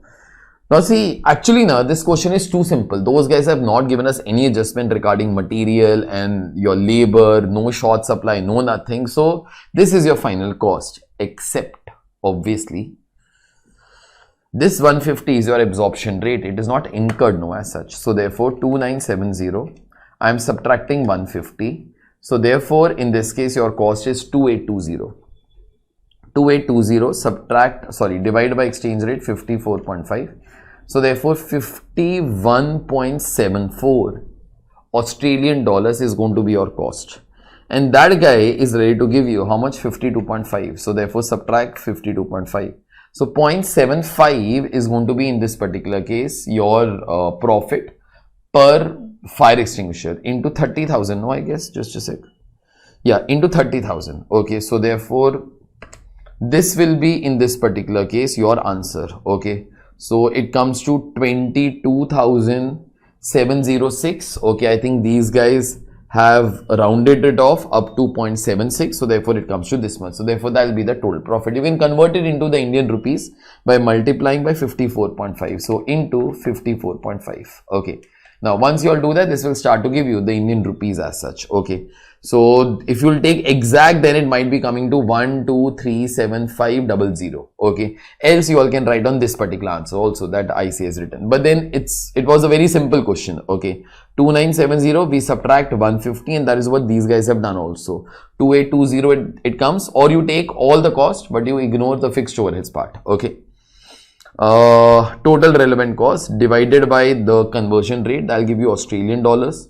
This is your cost, subtract the selling price in Australian dollars. This will give you the profit or the benefit per fire extinguisher into 30,000. Okay, now see, given a choice, obviously financially it is better, but then you're going to be doing it for the first time. So therefore any statutory compliances that are there, okay, like, you know, anything in this particular case, which the company will have to try to comply for sure. Okay, all those particular things you all can try to be taking care. Whatever are the statutory compliances. Example, if you're going to be, like, you know, exporting to a foreign country, then in that particular case, there could be certain laws. Okay, it should not be coming in a banned item or something. You can write down that particular thing. Okay, then you should try to be thinking that, like, you know, that there is, like, there will be no problem as far as the goods going from here, then, like, you know, the goods getting cleared. If suppose, like, you know, there is some kind of a regulation that goods which are coming from some other country like India, then in that case, suppose MRP has to be printed, the ingredients have to be printed, all those particular things you try to be doing. Apart from that, any invoices, any inspection certificate, okay, that this is, say, inflammable, all those particular things should be written.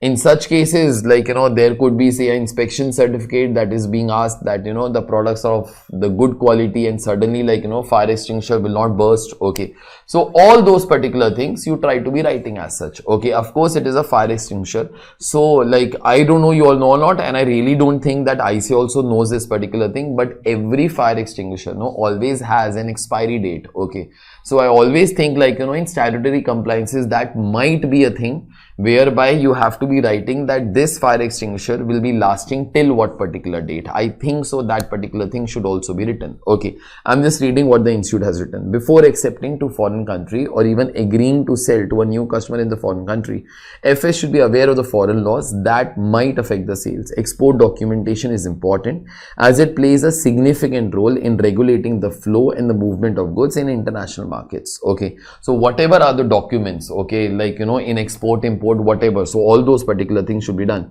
Each country has its own prescribed statutory documents to be compiled by the exporters and importers. Thus, FS should consider about the documentation and inspection compliance as part of the new buyer. It may even include third-party audit, commercial invoice, packing list requirements, certificate requirements like no child labor, then inspection certificate, REACH compliance certificate, etc. If any compliance requirement is not met, what will be the consequences? There may be stiff penalty to be paid owing to non-compliances or failure to accurately comply with the export obligation. Okay, so all these particular things you all can write. I think second point now as such is most important, that is the credit worthiness of the buyer. Now this thing is super important. You're going to be dealing with this customer for the first time. Moreover, you are in this case going to be dealing with, like, you know, a customer who is outside the country. So therefore it's very important that you try to find out the credit worthiness. Okay, there are various ways. There are, like, you know, you have got I think you will be knowing this particular thing, that is ECGC, Export Credit Guarantee Corporation of India, which tries to, like, you know, find out the credit worthiness. Their credit scores these days is an open thing. Okay, so try to protect yourself by finding out whether that guy will be able to pay or not. If suppose you are not sure, if you cannot find out the credit worthiness, better in this case to be taking full advance from that particular person. Okay, else there will be a huge risk that that person might not pay in India. Okay, and that is why whenever the export transactions and all will happen, no, there is something called as letter of credit, LC, okay, which is there. So therefore we try to take out a LC. So therefore if suppose that guy will not be paying, no, then bank in this case will be compensating us. Okay,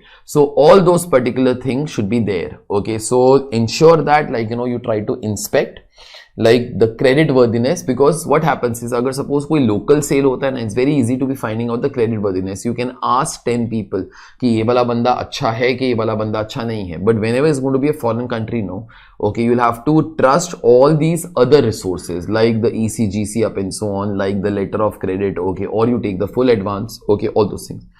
It is necessary before shipment the exporter to carry out its own credit check on the importer to determine credit worthiness. Thus, FS should make proper assessment of the credit worthiness of the foreign buyer and spend sufficient time in cross-checking the credit worthiness of his counterpart to avoid any kind of unforeseen situation in future. Such information can be easily availed through contracts or through ECGC. Private agencies also provide this information on a paid basis. However, the risk can be covered either asking for LC payment terms, or in this particular case 100% advance, or opting for post-shipment insurance for the goods being exported. Okay, there could be insurance for all such things also. If the other guy will not be paying, then in that case the insurance company will be paying. Okay, usually the LC is from the banks up and so on. Okay, so therefore at that time your risk will start to be going down. Okay, now industry analysis, I do think it is important, but it might not be that important. Now see, you are going to be entering into new markets. Okay, whenever you enter into the new markets, no, then in that particular case you can try to do industry analysis. Okay, do remember that you had your own market, might be in India. Okay, but in foreign countries it is completely a new market. Okay, there we don't know what level of competition is there, we don't know what is going to be the future of the industry, we don't know what are the norms over there. Okay, so you can try to use that Michael Porter's 5 forces, if you all remember, the bargaining power of buyers, suppliers, then the competitors, all those particular things. Okay, so you can try to do the industry analysis. IC has given few other options also. Instead of doing Michael Porter's 5 forces analysis, you can do something called as pest analysis. Now that's your wish. In case you all know about it, then you all can be writing as such. Okay, that is political, economical, social and technological analysis. Okay, and in this case SWOT analysis. SWOT analysis, you all have studied that particular thing in SM, strength, weakness, opportunities and threats. You all know that particular thing. So try to judge the market, how good is a market in foreign countries, because if suppose this is going to be a one-time affair, no, then it might not be worth it. Okay, but you might be doing this thing for the first time because you want to do good business in Australia. So therefore it's very important to be studying the market over there. Okay, so what I say is written, industry analysis involves things such as assessing the competition in the industry, the interplay of supply and demand in the industry, how the industry holds up against each other that are emerging and providing the competition, the likely future of the industry, especially in the light of technological developments, how credit works in the industry, and the exact extent of the impact of the external factors that might have on the industry. Further, it will be worthwhile to know current and future demand of fire extinguishers and the factors of influencing the growth of global fire extinguisher market. FS can perform industry analysis through 3 main ways. Now that is Michael Porter's comparative forces model, that is Porter's 5 forces model.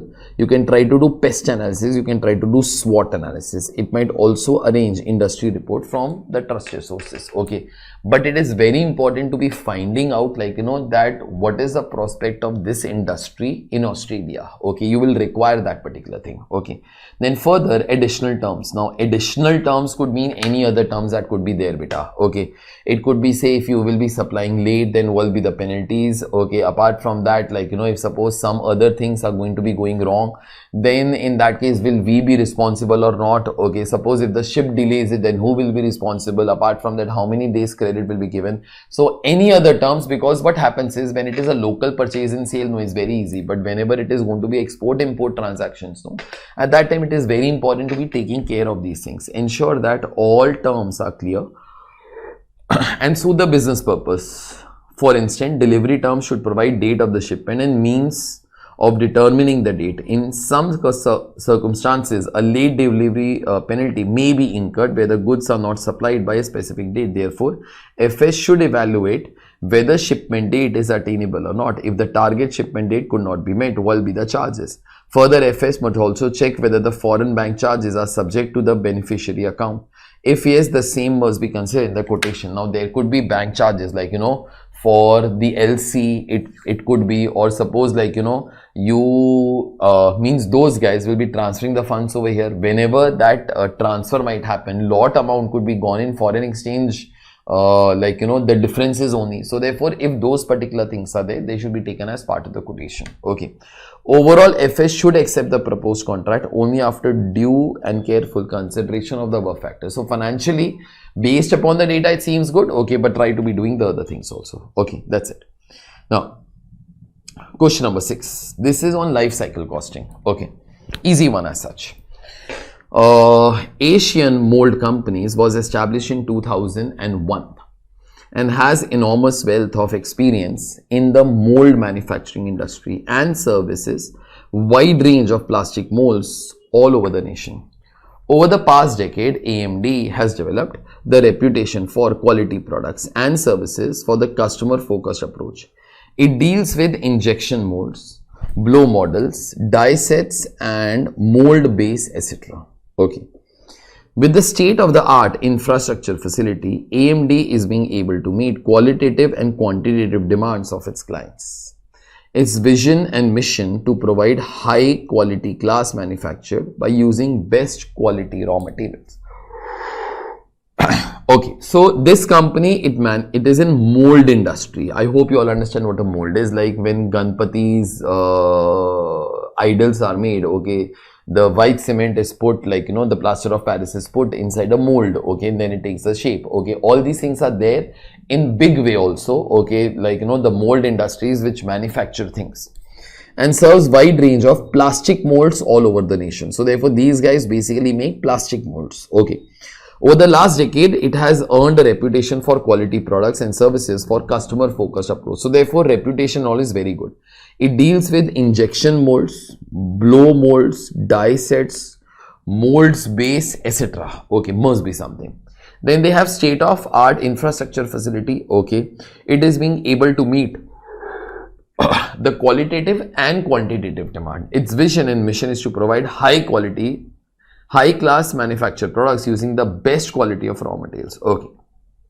AMD has developed a new product M9 which is about to be launched in the market and anticipates to sell 1,20,000 of these units at selling price of 200 over product life cycle of 4 years. Now see, this question is all about this. We have developed a new product called as M9 which is about to be launched in the market and anticipates to sell 1,20,000 of its units at sale price of 200 over the product life cycle over the 4 years.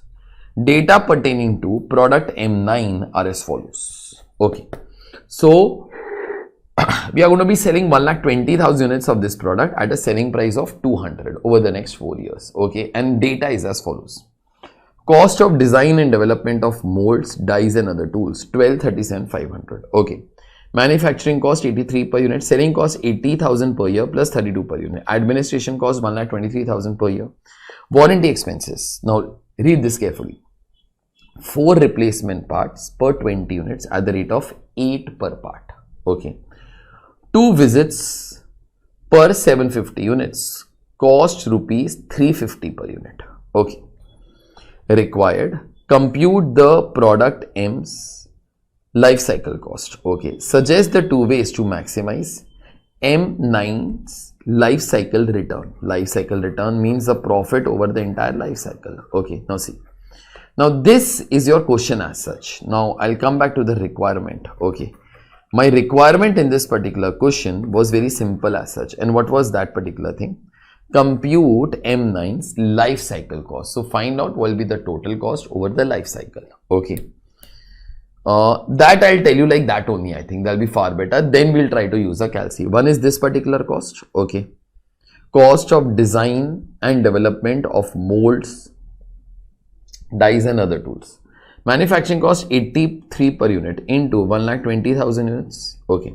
Selling cost 80,000 per year plus 32 per unit. So 80,000 into 4, that'll give you for 4 years. Plus 32 per unit into 1,20,000 units. Okay, further. Administration cost 1,23,000 per year. So into 4 years you all can be doing. Then warranty cost 4 replacement parts per 20 units at the rate of 4 per part. 1 sec. So warranty cost then will be 1,20,000. 4 parts per 20 units. So therefore divided by 4 into 20. Okay. Now these will be the number of parts. I think I wrote opposite. Just a sec. Sorry. 4 replacement parts per 20 units. Okay. So therefore 1,20,000 divided by 20 into 4. Okay. So therefore these many parts will be requiring the replacement at the rate of rupees 8. Okay. So therefore this will be giving you all the answer. Further, 2 visits per 750 units. Cost will be rupees 350 per visit. Okay. So therefore 1,20,000 divided by 750. Okay. Into 2. These many visits will be required. Okay. You multiply by 350. I guess that is whatever would have been done over here. I'm only seeing part 1 for the timing. Okay. So 12,37,000, then manufacturing cost, as I told, 83 into 1,20,000, what I wrote down over here. Then selling cost in this case 32 into 1,20,000 plus 80,000 into 4, that is whatever is written over here. Administration cost, directly this particular figure into 4. Then warranty, there are two costs. Okay, 1,20,000 upon 20 into 4 into 8. 1,20,000 upon 750 into 2 into 350. You do this particular thing, this will start to give you the total. Okay, so this is your first part as such of this entire question. Okay, first part is very simple. Now second part, in this particular case, you will have to try to recollect many things. Suggest two ways to maximize M9's life cycle return. What those guys are saying, like, suggest two ways to maximize M9's life cycle return. Okay, now two ways in this particular case, you can write down any two ways. Now one thing I have told in the previous RTPs, I don't understand one thing. When I say gives the RTP, why does not it write down the marks? Okay, please give me the marks in the RTP also, because based upon the marks I would like to be doing the things. It is always good that IC tells us that this question is for how many marks. Okay, if it's going to be there for 2 marks, it's going to be there for 3 marks, I'll write down the 2 suggestions, okay, to maximize, but in short way. If it's going to be a bigger question, okay, I'll try to take my own sweet time, like, to be doing the things. Okay, so I like to then write down a detailed thing. So therefore we should always be knowing this particular thing. Nonetheless, let's just read part 2 and try to be doing it. Suggest 2 ways to maximize M9's life cycle return. Now honestly, I love the suggestions of the institute. Okay, love the suggestions. Now this thing is one thing that I have told in our life cycle costing chapter also. One of the best ways to be controlling your cost for a long period is to be doing value engineering. If you all remember, there were 2 terms, value analysis, value engineering.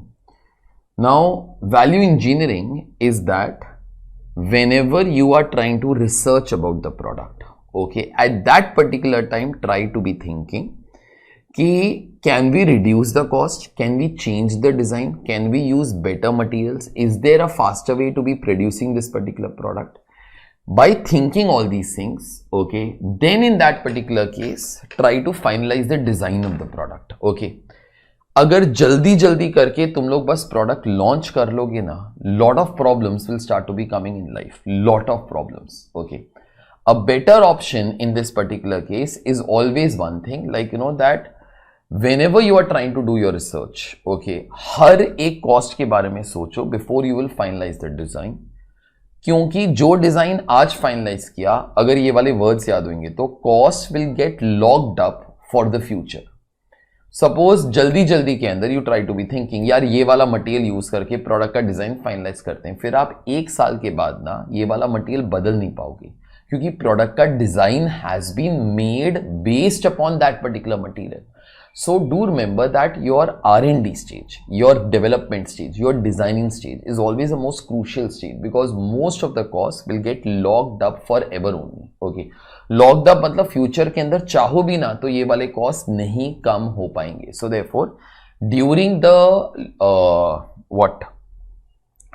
the designing stage, try to be doing your value engineering. Okay, if possible you tell your R&D team to be sitting with the sales team, to be sitting with the production team who will start to be producing the product once the designs are finalized, and speak with them also that this is whatever is a product design that we are trying to finalize. Okay, now once you try to finalize, okay, with the help of all these departments, no, it'll always be better, क्योंकि there are many things as a R&D person, no, जो तुम्हारे दिमाग में ना आए लेकिन शायद marketing manager के दिमाग में आ जाए. Example, marketing manager can always be saying this particular thing, sir product का वेट ना इतना होना चाहिए. R&D टीम को स्ट्राइक हुआ, यार R&D टीम को स्ट्राइक हुआ कि यार प्रोडक्ट का वेट तो बहुत ज्यादा है, तो तब मार्केटिंग मैनेजर बोल सकता है, सर अगर वेट ज्यादा है ना, अगर हम लोग कोरियर से भेजेगा तो अपना कॉस्ट भी ज्यादा लगेगा. He might also be saying, sir इसका जो डायमेंशन है ना वो भी बहुत ज्यादा है, सर कोरियर का कॉस्ट बहुत ज्यादा हो जाएगा. Okay, so always try to be sitting with a cross functional teams. Cross functional teams मतलब जो बाकी काम भी करते हैं accept your work. Okay,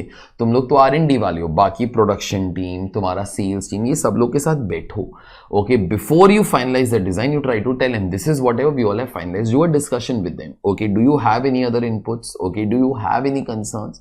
So on and so forth. ये वाले काम करोगे ना, it will always be better in the long run. Okay, now this is one thing. Second, honestly वो लोग मेरे को बहुत सारे अगर सजेशंस भी पूछते ना, तो फिर मैं एक एक करके हर चीज के बारे में बात करता रहता कि यहाँ पे is there any way whereby warranty cost can be reduced. Okay, because 4 replacements पर 20 पार्ट्स. शायद in this particular case your product quality is not good. Okay, you are still about to be launching the product. Can something be done whereby like number of replacements will become less? Apart from that, 2 visits per 750 units. Okay, so therefore can something be done? So therefore even the number of visits as such like will start to be falling. Now if those particular things will fall, your cost will directly be falling. Okay, so that particular thing. Apart from that, आप लोग एक और बात भी कर सकते हो कि ना, जो आपका प्रोडक्ट जो आपने फाइनलाइज किया है ना, जितनी जल्दी उसको मार्केट के अंदर लॉन्च करोगे ना, ऑनेस्टली उतना ज्यादा चांस है कि तुम लोग प्रॉफिट ज्यादा कमा सकते हो. You might have projected few things, लेकिन if you have projected also no, okay, do not take your own sweet time to be launching. You don't know, शायद आपसे पहले कोई और बंदा ही ऐसा प्रोडक्ट लॉन्च कर दे. Okay, so product launch should always be happening as fast as possible. उसके लिए अगर खर्चा करना, हाँ, घटिया प्रोडक्ट मत लॉन्च करो, that I do understand. Okay, लेकिन प्रोडक्ट जल्दी लॉन्च करो. टेक्नोलॉजी इज चेंजिंग वो वेरी फास्ट. तुम लोगों ने नहीं लॉन्च किया, तुमको दुख होएगा किसी ने अगर एक दिन पहले भी रिलीज कर दिया तो. Okay, then those guys will be saying that you copy those particular people. Okay, first mover advantage जो हमेशा होता है ना, that is always very big. Okay, so if your product is good, try to be launching that at the earliest. बस यहाँ पे आप लोगों ने वही वाला चीज वो लिखा हुआ है, value engineering during the R&D stage and speed up of the product launch. Okay, तो ये वाले दोनों काम करो, it will always be better. Okay, there is no point in reading. I've spoken all the things as such. Okay, you all can write down in your own words also. That's all fine. Okay, now question number 6 is all together done. Okay, question number 7, ये वाला question आपके modules के अंदर भी है. Okay, अभी ये RTPs के अंदर भी आ गया. एग्जैक्टली द सेम क्वेश्चन, बस इस क्वेश्चन के लिए एक छोटा सा चीज, ये जो ग्राफ यहां पे है ना बेटा, it is part of the question, it is not part of the answer. Many people in this particular case got question number 7 wrong just because they all thought कि ग्राफ कैसे बन गया. बेटा, graph is part of the question, it is not part of the answer as such. Okay, let's start it off with this particular question. Hotel Nico New Zealand या Zealand, चलो ठीक है. An affordable leisure hotel resort is an ideal retreat to escape, unwind, enjoy peace of mind. Set amid expansive tropical greenery in enclave of Zealand, Hotel Nico is designed for pleasure, where services reign supreme and Italian-style architecture of 25 classic rooms harmonize with nature. ठीक है, तो hotel के बारे में कुछ ना कुछ दिया हुआ है. होटल निको Zealand is a beachfront resort that features a good choice of swim, a pool bar, gym and variety of restaurants. तो ये बीच पर लोकेटेड है. A wide array of water sports activities like surfing, sailing, jet skiing, etc. are available from beach operators at a walking distance. ठीक है, तो आसपास there are a lot of things to be done. The hotel is synonymous with enjoyment and value for money, with a large choice of very attractive all-inclusive package. ठीक है, निको guest charges. Now अभी ये वाली चीज ध्यान से पढ़ना. ZD शायद ये न्यूजीलैंड वगैरह का करेंसी होएगा शायद. ओके, 2700 पर रूम पर नाइट, irrespective of single और डबल ऑक्यूपेंसी. वाला लाइन में फिर से पढ़ता हूं. निको चार्जेस गेस्ट 2700 पर रूम पर नाइट irrespective of सिंगल और डबल ऑक्यूपेंसी. उसका मतलब चाहे रूम के अंदर एक बंदा हो, चाहे डबल ऑक्यूपेंसी हो, they will be charging 2700. The variable cost is ZD 900 पर ऑक्यूपाइड रूम. ओके, द निको मतलब होटल आई थिंक इज निको, हाँ वो होटल का नाम है, is available through out 365 days and has a budgeted 75% occupancy rate. ठीक है, fixed cost are budgeted as ZD 9 million and are incurred evenly throughout the year. एक सेकेंड जरा, I will just do one small thing. तो if suppose I got to be writing few things, इन लोग का जो 100% occupancy है ना, 100%, okay, जो 100% ऑक्यूपेंसी है वो कुछ ऐसे होएगा, 365 डेज इनटू कितने रूम्स है बेटा, 25 रूम्स, सो देयरफॉर 365 इंटू 25, तो ये आ जाएगा 9125, ऑक्यूपेंसी 75%, तो इतने रूम डेज जो हैं ऑक्यूपाई हो जाते हैं 6844, ठीक है। So therefore this is the occupancy as such, okay, in terms of room days, ठीक है। During the second quarter of the year usually the room rates remain substantially below the levels expected at the other quarters of the year. तो quarter 2 के अंदर ना they are saying कि like you no अपने साथ बुरा होता है, ओके, यहाँ पे ऑक्यूपेंसी जो है बहुत कम हो जाती है। एग्जाम्पल 6844 आया था ना वो, ओके, 6844 जो है अगर डिवाइड बाय 4 करेंगे ना, तो ऑन एन एवरेज अपनी जो ऑक्यूपेंसी है 6844 divided by 4, 1711 on an average her quarter के अंदर होनी चाहिए। लेकिन क्वार्टर 2 के अंदर जरा देखो, Nico is expecting to sell 900 occupied room nights during quarter 2। तो क्वार्टर 2 के अंदर ना on an average like you know 6844 पूरे साल की होनी चाहिए, डिवाइड बाय 4 किया तो हर क्वार्टर का ऑन एन एवरेज वो मिलना चाहिए, दैट कम्स टू 1711, ओके। अब ये जो 1711 है इतना होना चाहिए, लेकिन बहुत कम है यार, अपना सिर्फ 900 ही होता है। Management is considering strategy to improve the profitability including closing down Nico for duration of quarter 2 और adopting one of the possible options as follows. तो वो लोग क्या बोलते हैं कि ना हम लोग सोच रहे हैं यार क्वार्टर 2 के अंदर ना बंद कर देंगे, ठीक है, ये एक ऑप्शन है, वरना apart from this we have like you know one other option जो यहां पे आप लोगों को दे के रखा हुआ है। अब ये वाला ऑप्शन क्या है, ध्यान से देखना, there is a scope to extend Nico by creating enough space to run rustic chic Italian restaurant to serve its guests, okay. The annual revenues, cost and sales volume for the combined operations. ये line में फिर से पढ़ता हूँ, okay, ये वाला paragraph ही फिर से पढ़ता हूँ। There is a scope to extend Nico by creating enough space to run a rustic chic Italian style restaurant to serve his guests. Okay, तो वो लोग सोच रहे हैं कि ना होटल के अंदर एक रेस्टोरेंट, यहाँ पे इटालियन रेस्टोरेंट भी already open. Annual revenues, cost and sales volume for the combined operations are given in the following. Combined मतलब इन दिस केस अपना जो होटल है बिजनेस वो तो चलता रहेगा, apart from that in this case वो वाला रेस्टोरेंट भी, तो ये सब कुछ कंबाइन करके इन दैट पर्टिकुलर केस ये वाला चीज अपना कितना होएगा, ठीक है। अभी ये ग्राफ ना is part of the question, as I told, this is not the answer, this is part of the question, ठीक है। This is part of the question ना, तुम लोगों को कई चीजें इंटरप्रेट करनी पड़ेंगी। देखो ये वाला जो लाइन है ना, ये सेल्स का लाइन है, ठीक है, जो ये वाला लाइन है सेल्स का लाइन है। ये वाला जो लाइन है इन दिस पर्टिकुलर केस ये टोटल कॉस्ट का लाइन है, टोटल कॉस्ट का लाइन है, ठीक है। Apart from that in this particular case ये वाला जो लाइन है ये फिक्स्ड कॉस्ट का लाइन है। आई गेस हम लोगों ने ब्रेक इवन चार्ट तो सीए इंटर के अंदर भी करके वो रखा हुआ है, ओके। सुनो, तो ये वाला जो फिगर है ना, ठीक है, टोटल कॉस्ट, सेल्स और ये फिक्स्ड कॉस्ट, ये तीन लाइंस अपने पास हैं, ठीक है। अपार्ट फ्रॉम दैट मेरे को जरा बोलो, सेल्स और कॉस्ट लाइन जिधर भी मिलेगा अपन लोग वो चीज को क्या बोलता है बेटा, सेल्स और कॉस्ट अगर मिलेगा मतलब they will become same, if they will become same मतलब profit will become zero, so therefore that is nothing but break even point. तो ये आपका ब्रेक इवन पॉइंट है बेटा, तो ब्रेक इवन पॉइंट आप लोग को दे के रखा हुआ है 5425, ठीक है, वो वाला चीज आप लोग को दे के रखा हुआ है, ठीक है।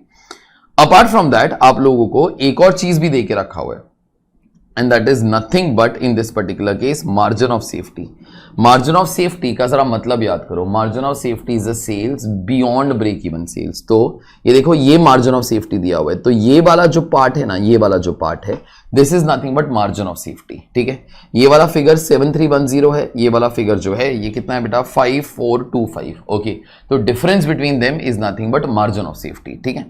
तो 7310, this number is very important for me. Margin of safety का मतलब क्या होता है, it's a sales above break even sales, correct, okay.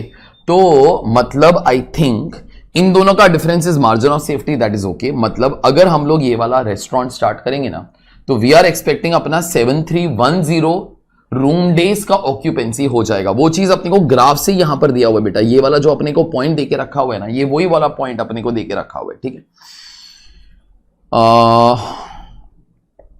सो एक सेकेंड, 6844 हो गया ये एक चीज, okay. Second particular thing in this case second particular thing, ये मैंने अभी अभी क्या नंबर बोला, अगर हम लोग ये वाला रेस्टोरेंट स्टार्ट कर लेंगे ना तो अपना जो ऑक्यूपेंसी है वो 7310 हो जाएगा. This was our occupancy before, okay, for the year. This will be our occupancy for the year अगर आप लोगों ने ये वाला रेस्टोरेंट वगैरह स्टार्ट किया. ठीक है. अच्छा, एक और चीज जो ग्राफ से ना सब लोग को समझ में आना चाहिए बेटा, ये देख, ये 2 boxes are 1500, 2 boxes are 3000, 2 boxes are 4500. तो हर एक 2 बॉक्स जो है ना बेटा, 2 box is 6000, so every 2 box is 1500. यहां से लेके यहां तक ओके इज अगेन तो 1500. तो इसी चीज को आगे कंटिन्यू करते करते ना देख, तेरा जो ये वाला पॉइंट है ना बेटा 7500 है, इसके आगे सिर्फ एक ही बॉक्स है. मतलब जो तुम्हारा ये लास्ट पॉइंट होएगा ना बेटा, ये जो तुम्हारा लास्ट पॉइंट होएगा ना, ये वाला जो तेरा पॉइंट है बेटा, ये वाला जो पॉइंट है तेरा, दिस इज 8250, दिस इज 8250, ये जो तुम्हारा लास्ट वाला पॉइंट है. ठीक है. तो मैं तुम लोगों को अभी ना इस ग्राफ से कुछ डेटा निकाल के दे रहा हूं. इस ग्राफ से देख, सेल्स जो है 30 लाख होएगा, sorry 30 million, I guess this is ZD in millions. ठीक है. तो ये जो है ये 30 लाख है, 30 लाख नहीं, sorry 30 million. Okay, 30 million divided by 8250. I guess this will be on an average अपने को जो रेंट वगैरह आता होगा या फिर जो भी अपना पर रूम डे का कलेक्शन है, this will B that particular thing. So therefore 30 million, 30 million, तो मिलियन के आगे 6 जीरोस आता है ना, 1 2 3. ठीक है. Divided by 8250. तो अपना जो रेंट पर रूम डे अपने को आता है, okay, I will just try to write down with small, sorry, I will write down over here. Okay, तो अपने को ये अपने को ग्राफ से पता चल रहा है. ओके, रेंट पर रूम डे जो अपने को अभी आ रहा है दैट इज 3636.36. ये चीज मेरे को कहां से पता चला? ग्राफ से पता चला. Okay, this is the total sales collection from 8250. Now अगर कोई बोलते सर मेरे को ये वाला चीज नहीं लेना, आप लोग एक काम करो, कोई भी एक एक्यूरेट पॉइंट इस जगह पर ले लो सेल्स लाइन पे और उसके नंबर ऑफ रूम डे से डिवाइड कर लेना, आंसर 3636 ही आएगा. ओके, लेकिन I guess this is more easily visible to us, so therefore this particular thing is far better. ठीक है. ये हो गया तुम्हारा एक चीज. एक सेकंड, यहां पे मैंने जो रब किया वो रब नहीं करना चाहिए था. चलो ठीक है. तो ये हो गया तुम्हारा एक चीज. फिर उसके बाद सेकंड डेटा देखो, ये तुम्हारा टोटल कॉस्ट आ गया. ये कितना है बेटा? 23.75. जरा 23.75 वो मिलियन है ना, जीरो कैलसी के ऊपर लो, 2375 4 टाइम्स जीरो आएगा, आई गेस डिवाइडेड बाई 8250. लेकिन ये जो आता है ना, this is not what you want, क्योंकि इसके ना टोटल कॉस्ट आ गया. ठीक है. इसके अंदर से आप लोगों को अपना जो फिक्स्ड कॉस्ट है वो निकालना पड़ेगा ताकि अपने को वेरिएबल कॉस्ट मिल जाए. तो टोटल कॉस्ट के अंदर से आप लोग अपना फिक्स्ड कॉस्ट निकाल लो. तो फिक्स्ड कॉस्ट आप लोग का 12 मिलियन है. तो मैं फिर से कंप्यूट कर रहा हूं, 2375 माइनस 12 मिलियन, ठीक है, डिवाइडेड बाई 8250. तो आप लोग का जो ये वाला फिगर है that is 1424.24. This is nothing but variable cost per room day. अगर सब्ट्रैक्ट करेगा ना अपने को contribution per room day meal जाएगा. प्लीज याद रखना, ये जो मैं डेटा निकाल रहा हूं ना, this is combined data once you will open that restaurant also. Okay, minus 3636.36. तो ये आ जाता है 2212.11 into number of room days. अगर आप उन लोगों ने यहां पर ये क्या बोलते हैं, अभी तक मैंने पूरा क्वेश्चन भी नहीं पढ़ा है. Okay, I am just trying to do the things from the graph only for the timing. Okay, I think अपने को एक्सपेक्टेड था कि कितने रूम डेज के लिए ऑक्यूपेंसी होएगा, 7310.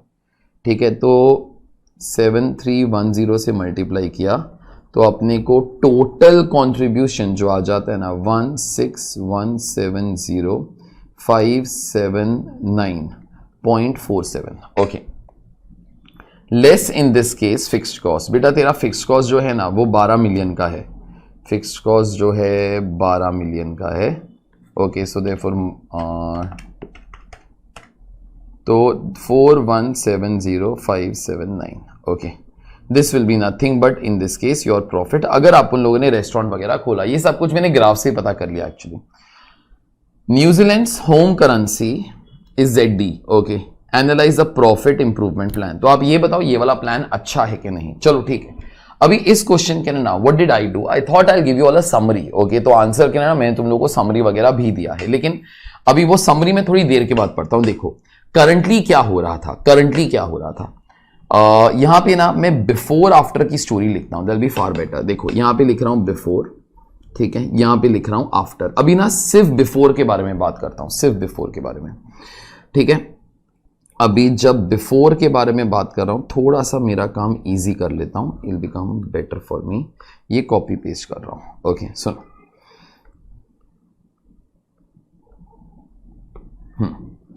चलो लिसन, रेंट पर रूम डे, आई थिंक वो क्वेश्चन के अंदर अपने पास था। तो जब ये वाला होटल नॉर्मली पहले चलता रहता था ना, आप लोग 2700 पर रूम डे चार्ज करते थे, 2700। Variable cost per room day अपना 900 ZD का था, तो ये कितना आ जाएगा बेटा 1800।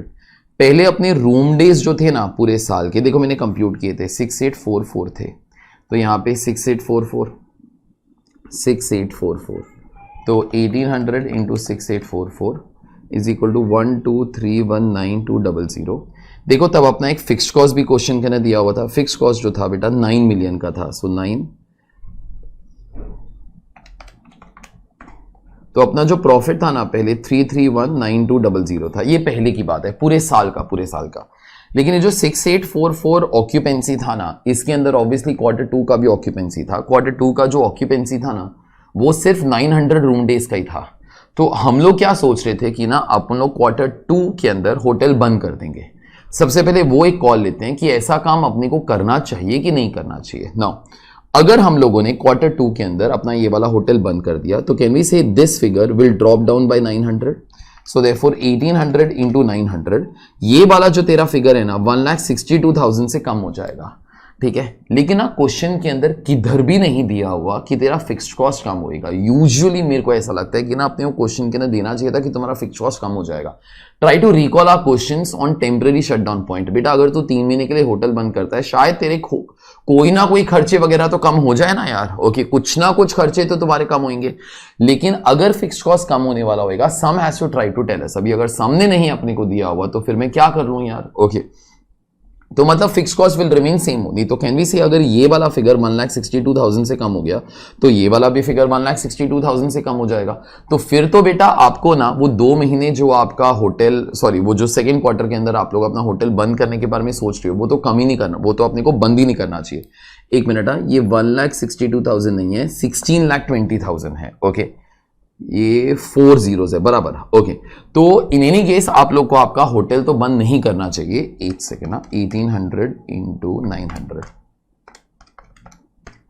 हाँ, तो दिस इज 16,20,000। तो आप लोग को अपना होटल जो है ना बेटा बंद तो करना ही नहीं चाहिए क्वार्टर 2 के अंदर, ओके। चलाते रहो, एटलीस्ट 16,20,000 एक्स्ट्रा तो आ रहा है, क्योंकि अगर बंद भी किया कंट्रीब्यूशन लूज हो जाएगा। लेकिन ऑब्वियसली इन दिस केस तुम्हारा फिक्स कॉस्ट वगैरह तो चेंज नहीं होने वाला है। So therefore in any case it is like of no use, okay.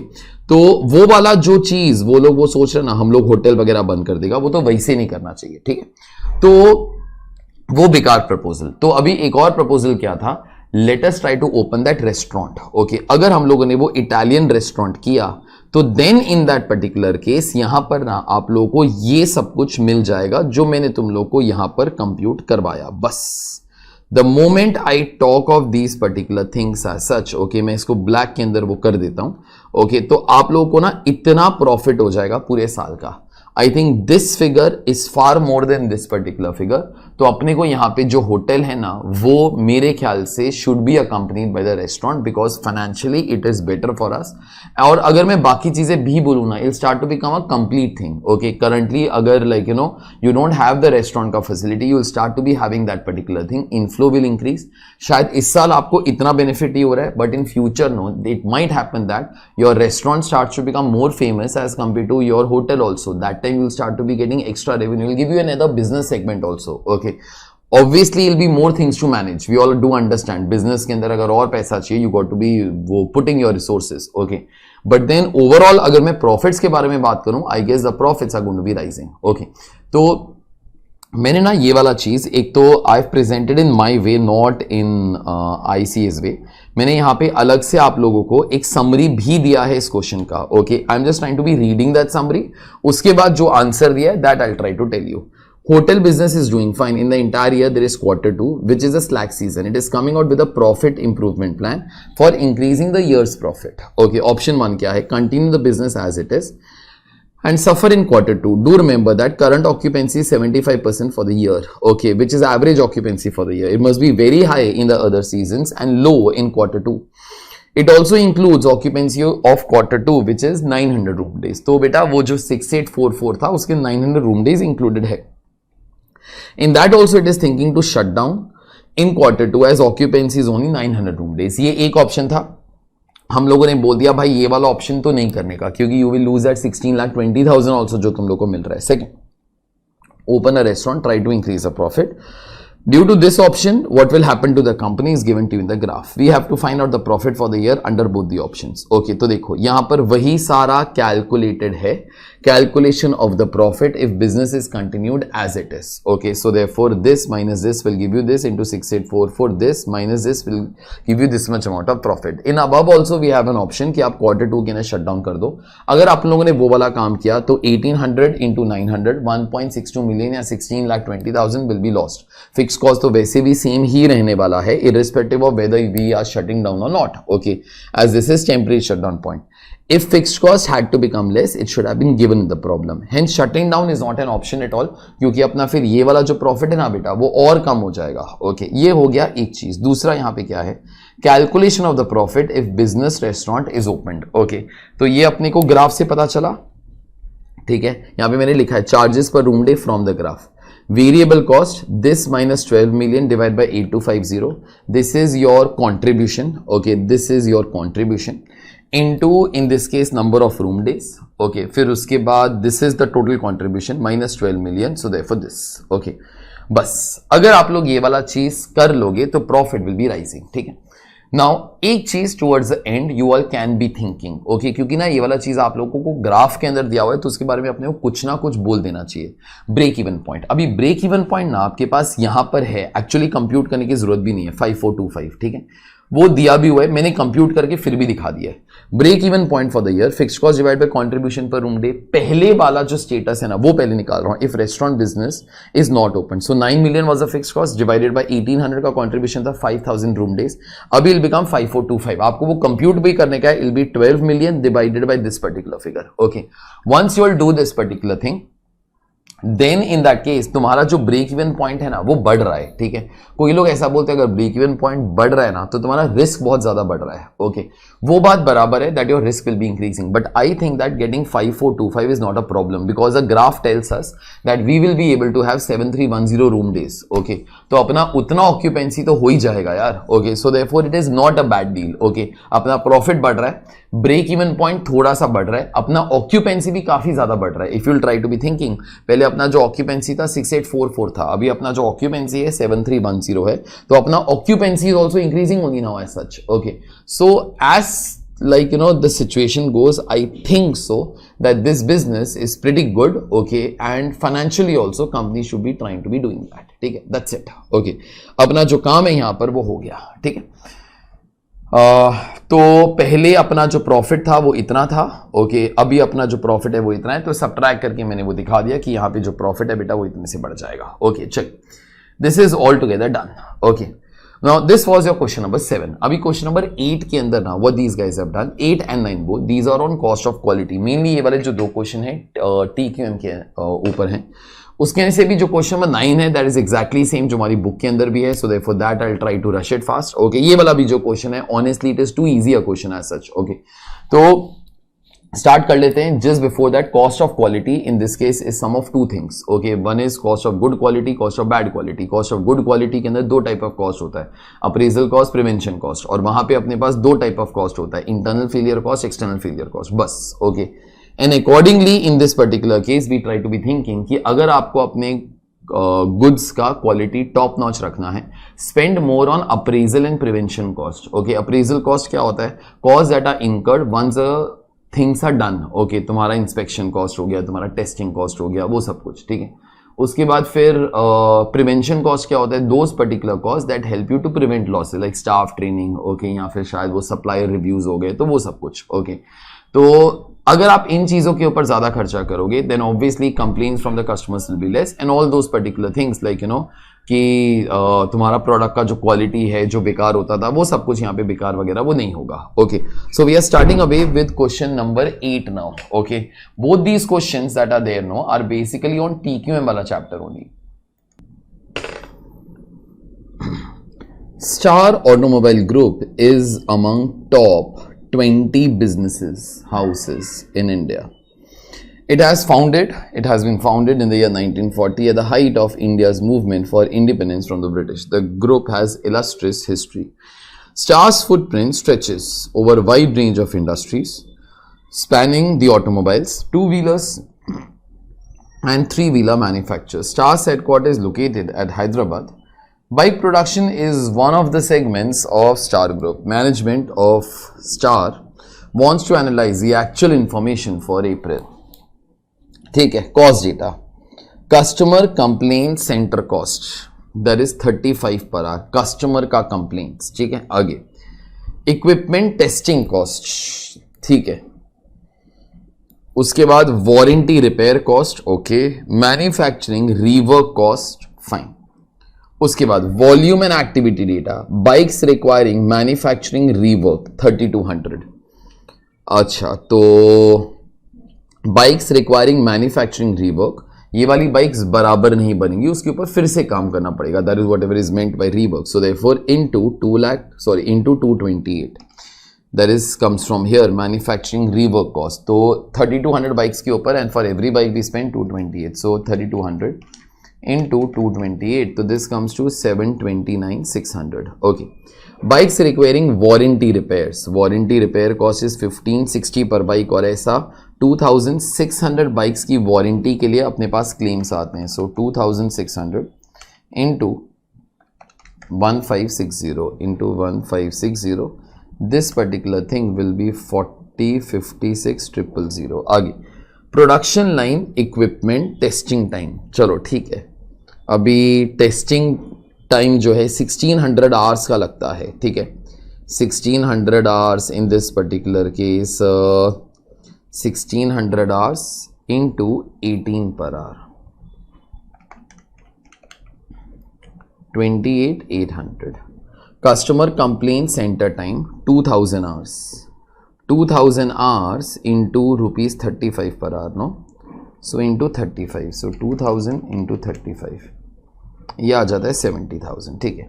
Due to quality issues in the month, the bike production line experienced unproductive downtime, which costed 7,70,000. चलो ठीक है. Star carried out a quality review of its existing suppliers to enhance the quality levels during the month at a cost of rupees 1,25,000. चलो ठीक है.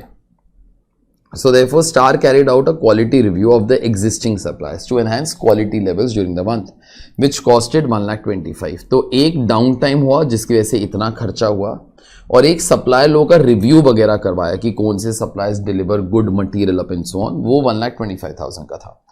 Prepare a statement showing total quality cost. So I think total quality cost should be broken up, I guess, into cost of good quality, cost of bad quality. Cost of good quality का भी दो parts होता है, appraisal cost, prevention cost.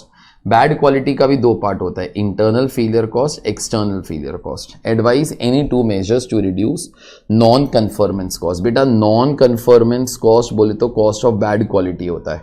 ठीक है, in conformance cost is cost of good quality. ठीक है, तो कॉस्ट ऑफ बैड क्वालिटी कम करने के लिए वो लोग तुम लोग को पूछ रहे हैं कि कंपनी को क्या करना चाहिए, दो मेजर्स ऐसे बताओ. ओके, तो सुनो अभी इनफैक्ट इन ऑल ना इस क्वेश्चन के ना 1 2 3 4 5 और 6 कॉस्ट हैं. ठीक है, बस ये टोटली 6 कॉस्ट हैं. आप इनको क्लासीफाई कर दो under these particular 4 heads I think. ठीक है, bikes requiring manufacturing rework, I guess this particular thing is internal failure cost. Okay, bikes requiring warranty repair, I think warranty repair customer के पास goods जाने के बाद होता है, so therefore this should be external failure cost.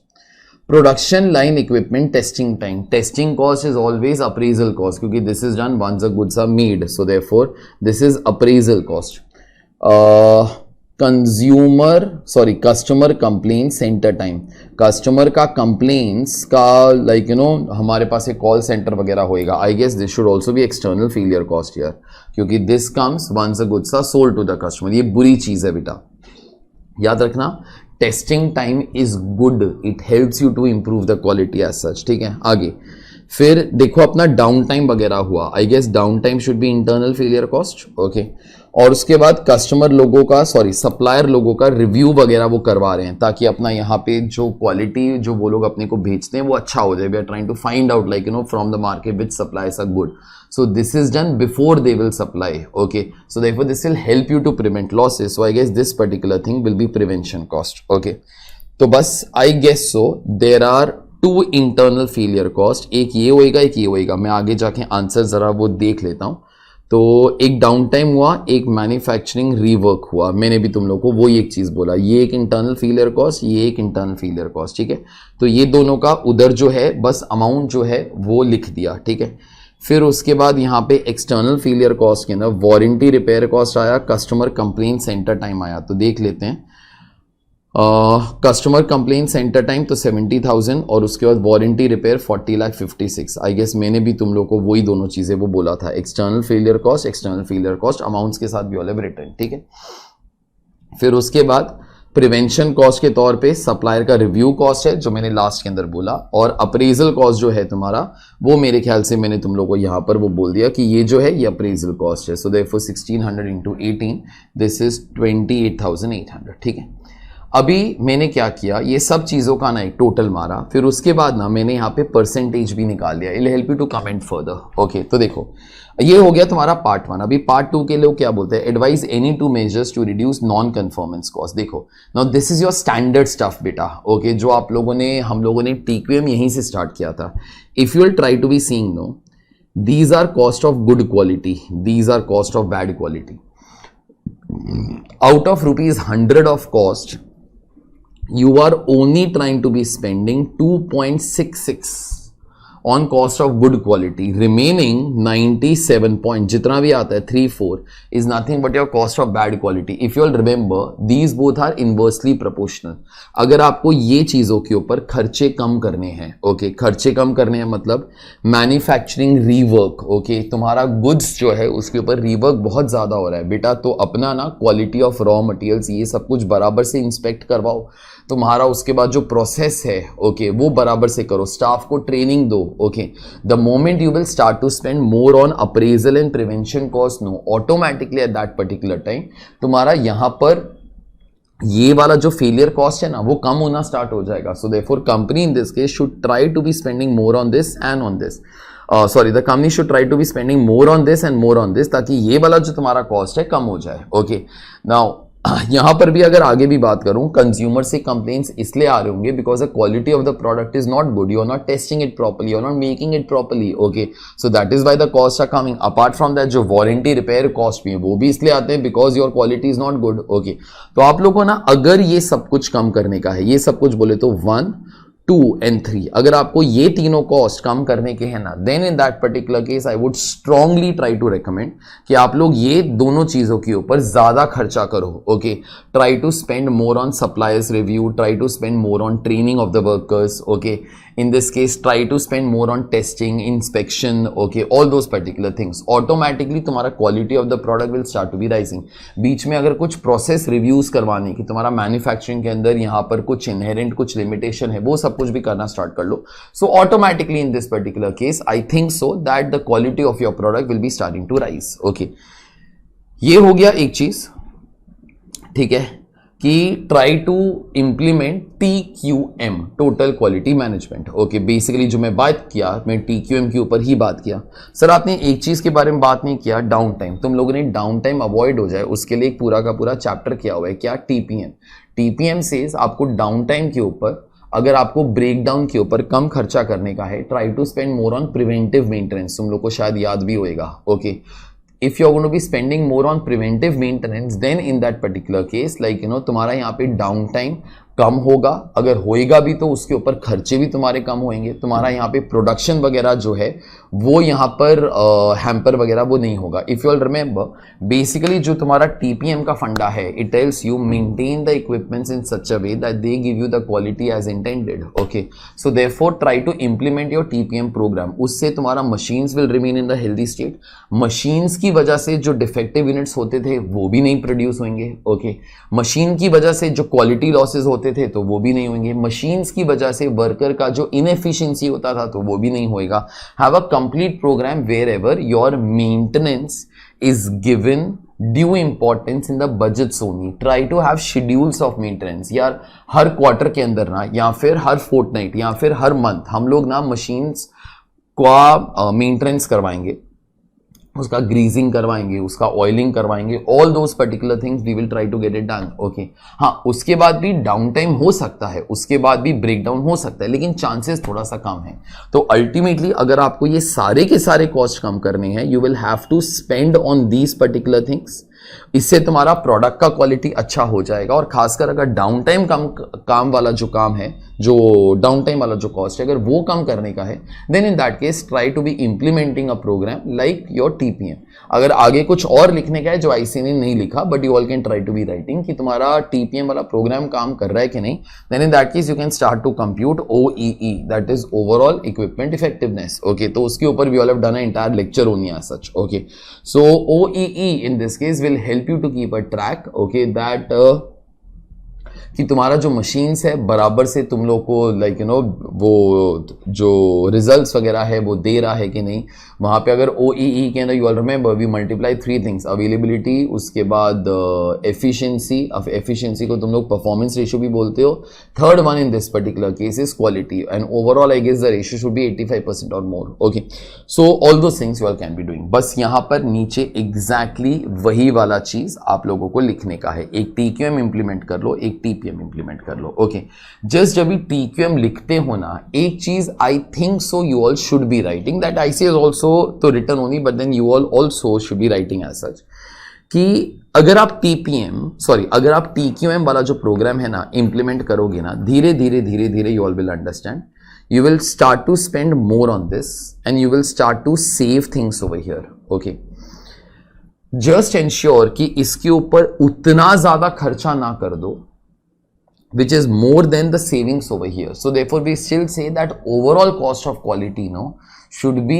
least. Okay, that particular point is optimum wherever your total cost of quality is the least. Okay, क्योंकि ये ना हो in order to be attaining 6 sigma. If you all remember 6 sigma क्या होता है, it is 3.4 defects per million. Okay, तो that is almost know kind of defect. वो चीज अचीव करने के लिए आपको ये वाला खर्चा बहुत ज्यादा करना पड़ता है, शायद that might not be optimum, that might be ideal but not optimum. Okay, तो in that particular case try to be thinking कि इसके ऊपर कितना खर्चा करूं ताकि इसके ऊपर मेरे को जो सेविंग्स है ना वो मिले, लेकिन मेरे को सेविंग ज्यादा मिले। Okay, the moment like you know our overall cost will start to be rising, it might not be very good as such. ठीक है, चलिए ये हो गया तुम्हारा ये वाला क्वेश्चन नंबर 8। अभी question number 9 we all have done before. Okay, ये अपनी बुक्स के अंदर भी है from many years, but then in any case we still have to be doing it. तो जल्दी जल्दी let's try to be doing it.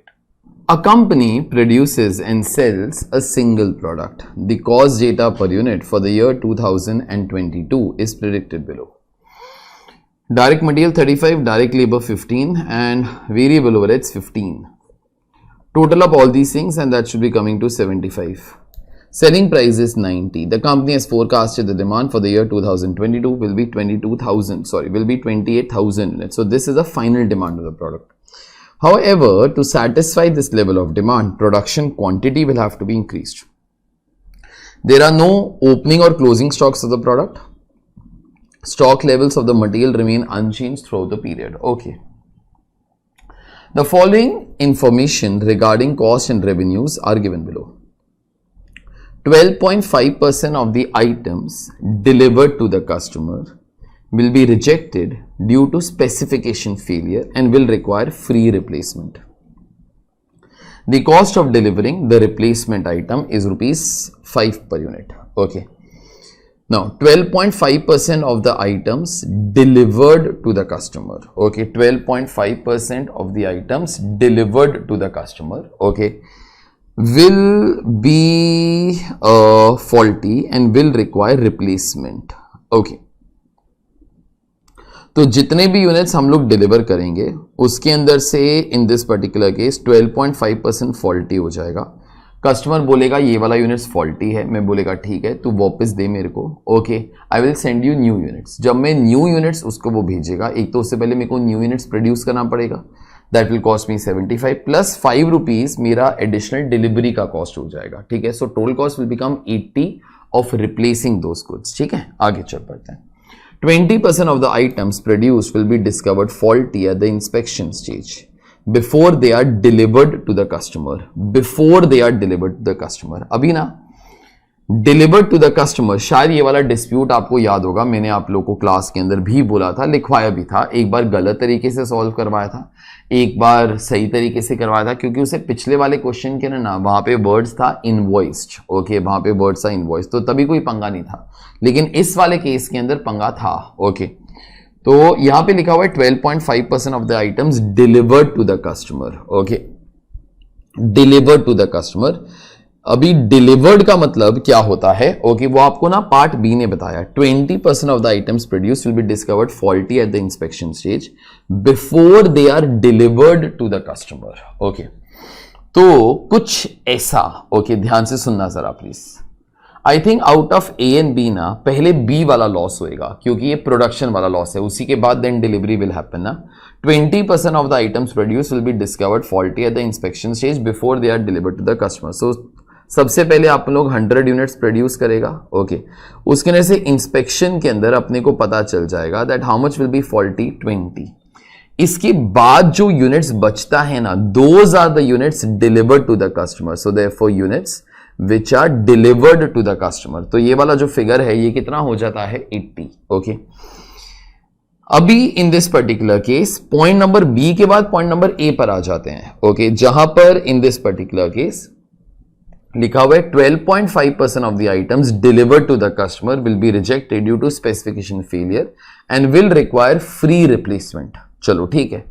So therefore in this particular case ये जितना भी यूनिट्स डिलीवर करेगा ना इन दिस पर्टिकुलर केस, उसके में से कुछ ना कुछ units will be faulty and will require replacement. Okay, और ये जो रिप्लेसमेंट वाला पार्ट है बेटा, ये कितना पार्ट है? 12.5% of the units delivered to the customer. So therefore 80 into 12.5%, ये आ जाएगा 10. तो this particular figure will be 70. I guess this will be good units जो कस्टमर अल्टीमेटली कंज्यूम कर लेगा. मतलब कस्टमर को अल्टीमेटली इतने यूनिट्स वो चाहिए. ठीक है, आगे चल पड़ते हैं. Now 10% of the direct material will be scrap due to damage while in storage. चलो ठीक है, due to the above total quality cost for the year is expected to be 1075,556. चलो ठीक है. तो वो लोग क्या बोलते हैं कि करंटली जो कॉस्ट ऑफ क्वालिटी है दैट इज 10,75,556. ओके, चलो ये वाला चीज ना मैं तुम लोग को प्रूव करके 2 मिनट के अंदर बता भी देता हूं. ठीक है, सुनो. अभी आईसी ने ना इस क्वेश्चन के अगेंस्ट एक और ऑप्शन दिया हुआ है कि आप वैसे भी कर सकते हो. मैं वो वाला ऑप्शन डिस्कस ही नहीं करने वाला, क्योंकि वो बेकार ऑप्शन है. वो वाला ऑप्शन अगर आप करोगे, कई लोगों ने किया भी था. ओके, इसलिए आईसीए ने डर के एक्चुअली वो वाला ऑप्शन भी लिख दिया. लेकिन वो वाला ऑप्शन अगर एग्जीक्यूट करोगे ना, तुम्हारा कॉस्ट ऑफ द क्वालिटी इतना आएगा ही नहीं.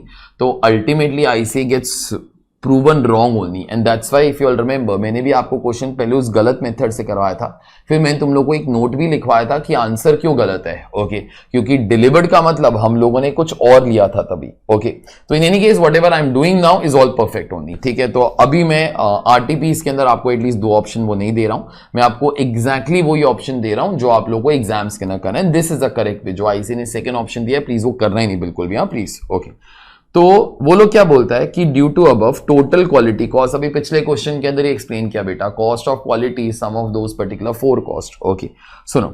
अभी ऑब्वियसली ये वाला जो फिगर है ना, ये 28,000 है. अपने को इतना गुड यूनिट्स यहां पर जो है वो करने का है. ठीक है, सो 28,000 डिवाइडेड बाई 70%, तो अपने को प्रोड्यूस 40,000 करना पड़ेगा into 20%.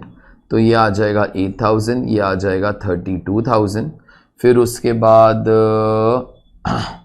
Minus is equal to, ये आ जाएगा 4000, ये आ जाएगा 28,000, ठीक है। This is what ever is the scenario at this particular stage, ठीक है। अभी ये वाला जो कॉस्ट है, देखो कॉस्ट ऑफ द क्वालिटी जो है वो 10,75,556 कैसे आ जाता है। देखो अभी कुछ ऐसे, मेरे ख्याल से ये जो 8,000 रुपीज है ना, ये वाला जो, सॉरी ये जो 8,000 वो यूनिट्स है, ये सारा का सारा ये यूनिट्स का डेटा है ना, this is the, it will be discovered faulty at the inspection stage, ठीक है। 20% of the units will be discovered faulty at the inspection stage. I guess faulty units है, मतलब this is cost of bad quality and this is happening inside the factory, no? So therefore this is internal failure cost. तो मैं यहाँ पे I'm writing internal failure cost. Internal failure cost यहाँ पे वो जो फॉल्टी यूनिट्स हैं, ठीक है। अभी फॉल्टी यूनिट्स हैं तो फॉल्टी यूनिट्स बेटा कितने हैं, 8,000 यूनिट्स की वजह से अपना 75 रुपीज वेस्ट हो रहा है, क्योंकि हर यूनिट बनाने का अपना जो कॉस्ट है वो 75 रुपीज का था, ये वाला फिगर, ओके। सो देयरफॉर यहाँ पर 8,000 इंटू 75, तो ये वाला जो फिगर है ये आ जाएगा 6 लाख, ठीक है। फिर उसके बाद इन दिस पर्टिकुलर केस 8,000 6 लाख। फिर उसके बाद एक्सटर्नल फेलियर कॉस्ट जो कस्टमर के एंड पे होता है ना, जो कस्टमर के एंड पे होता है, ओके, वो जो रिप्लेसमेंट वगैरह है, रिप्लेसमेंट ऑफ द गुड्स 4,000। लेकिन 4,000 के लिए जो अपना कॉस्ट लगेगा ना 80 का लगेगा। 80 का कैसे, पहले मैंने 4,000 यूनिट बंदे को सप्लाई किया, ठीक है, वो बोलता है साहब 4,000 यूनिट फॉल्टी, बोला तो वापस दे, मैं देखो नया गुड्स बना के देगा, नया बनाएगा, कॉस्ट विल बी 75 प्लस मेरा एक्स्ट्रा डिलीवरी का जो कॉस्ट है वो यहाँ पे लिखा हुआ है ना, will be ₹5 per unit. So therefore 4,000 into 80, तो ये वाला चीज आ जाएगा 3,20,000, ठीक है। अच्छा, ये हो गया तुम्हारा एक डेटा, ठीक है। तो इंटरनल फेलियर कॉस्ट हो गया, एक्सटर्नल फेलियर कॉस्ट हो गया, लेकिन यहाँ पे ना एक और चीज था जो अभी तक बात नहीं किया। 10% of the direct material will be scrap due to damage while in storage. तो कहने से अगर आप लोग 100 यूनिट्स खरीदो, 10 फॉल्टी हो जाते हैं, तो 90 तो तुम्हारी प्रोडक्शन के अंदर जाएगा, 90 आपकी प्रोडक्शन के अंदर जाएगा। आप लोग प्रोडक्शन कितना करेगा, 40,000। अभी हर यूनिट बनाने के लिए तुम्हारा जो मटेरियल कॉस्ट लगता है ना वो 35 है। यहाँ पे आप लोग मटेरियल का यूनिट्स कंप्यूट नहीं कर सकते, तो अपने को डायरेक्टली कॉस्ट के हिसाब से ही काम करना पड़ेगा। So therefore materials purchased less loss while in storage, this will be material which will be there in finished goods, ठीक है। तो मेरे को 40,000 यूनिट्स बनाने का है, ऑब्वियसली फॉल्टी वॉल्टी होएगा, बनाने का तो है, मटेरियल कॉस्ट का खर्चा तो हो जाएगा, इनटू एक सेकेंड ना 35 ही है ना, एक सेकेंड, हाँ 35, ठीक है। सो देयरफॉर 40,000 इंटू 35, तो ये वाला फिगर आ जाएगा 14 लाख, ठीक है। अभी सम ने क्या बोला था कि ना यहाँ पर अगर आप लोग 10% of the direct material will be scrapped due to damage while in storage, अगर आप लोग 100 यूनिट्स खरीदो, 10 फॉल्टी हो जाएगा, बच जाएगा 90। सो देयरफॉर डिवाइडेड बाय 9, 155 555, ठीक है। तो दिस विल बी 15,55,556। सुनो, अभी ये वाला भी जो लॉस है ना बेटा, ये फैक्ट्री के अंदर ही हो रहा है ना, okay, this is your failure cost only and obviously it is internal failure cost, so therefore this is loss in storage, ठीक है, loss in storage। ये जो loss in storage है in this particular case, यहाँ पर 155 550, I think 6 ले लेता हूँ, I think this was 1,55,556 ले लेता हूँ, ठीक है ना। एक बार ये वाला चीज कर लो, तो ये दोनों इंटरनल फेलियर कॉस्ट, ये एक्सटर्नल फेलियर कॉस्ट, मेरे ख्याल से करंटली कोई अप्रेजल या प्रिवेंशन कॉस्ट तो नहीं है, ये तीनों का आप टोटल मार लेना, 10,55,556। जो आईसी ने दूसरा ऑप्शन जो दिया है ना, ऐसा भी सॉल्व कर सकता है, वो घटिया ऑप्शन है, ओके। अगर आप वैसे सॉल्व करोगे ना तो this particular figure will not come only, क्योंकि that figure has to be coming like that only, 10,75,000, sorry. तो इनका जो टोटल है 10,75,556 ही आता है ना, ओके। तो वो यही आना चाहिए, उस ऑप्शन से ये वाला फिगर आता ही नहीं। हम लोगों ने क्लासरूम के ना पहले वैसे ही सॉल्व किया था, फिर मैंने तुम लोग को बोला कि why that particular figure is wrong, because it does not tally, okay. तो अल्टीमेटली अपने को ऐसे ही करना पड़ेगा, ओके।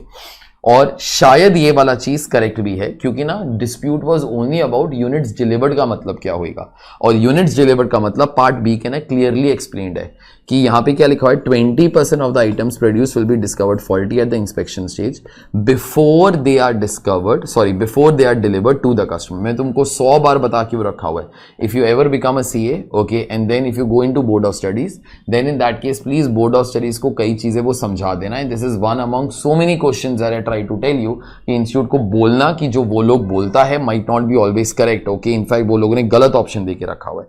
तो यहाँ पे डिलीवर्ड का मतलब क्या होएगा, जो भी फॉल्टी के बाद जो भी यूनिट्स बचता है ना, those are the units which are delivered to the customer. ठीक है, तो ये था करंट चीज। आगे the company is now considering the following proposal. एक सेकेंड, तो मैंने ना तुम लोग को आंसर के ना ऐसा एरोज मार के भी दे के रखा हुआ है।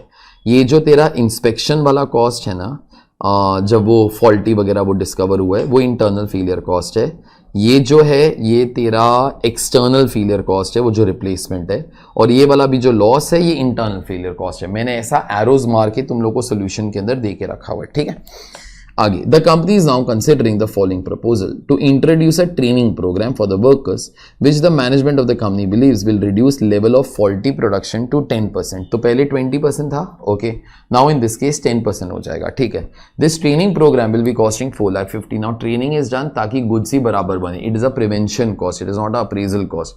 Training is provided before you will do the production ताकि प्रोडक्शन ही बराबर हो। To avail the services of quality control consultant at a annual charge of ₹50,000 which will reduce percentage of faulty items delivered to 9.5%। ठीक है, quality control usually once a product will be made no, उसके बाद आप लोग वो inspection वगैरह करोगे कि क्वालिटी बराबर है कि नहीं, सो therefore that will be appraisal cost okay. उसकी वजह से ये वाला जो तुम्हारा परसेंटेज है ना, ये वाला वो 9.5% हो जाएगा।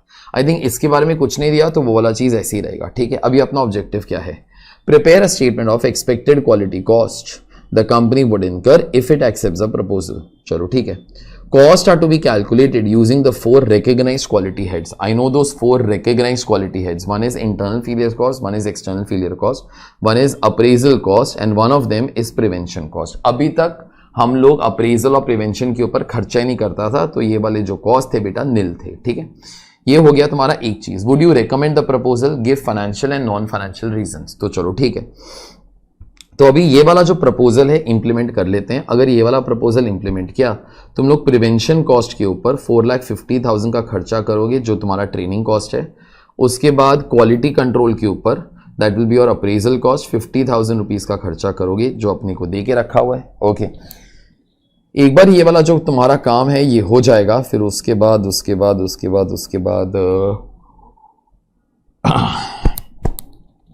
बाद आगे क्या करेंगे आप उन लोग,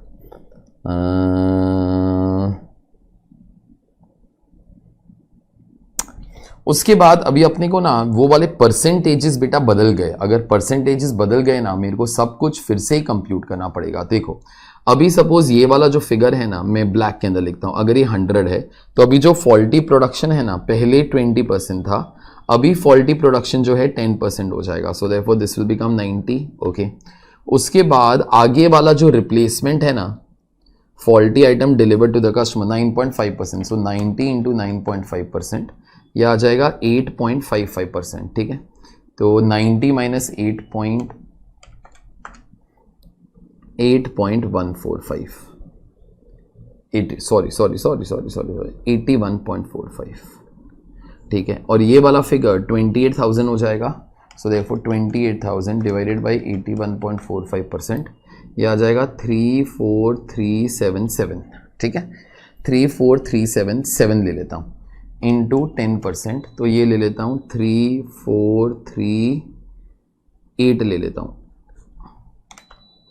ये आ जाएगा 30939 ले लेता हूँ। ठीक है, माइनस 28,000, मतलब फिगर आ जाएगा 2939। ठीक है, अच्छा फिर तो ये वाला जो फिगर है 34377 इंटू 35, 34377 इंटू 35, ये आ जाएगा 1203195। आई गेस ये वाला परसेंटेज अभी भी 10 ही रहेगा, उन लोगों ने उसके बारे में कुछ नहीं बोला।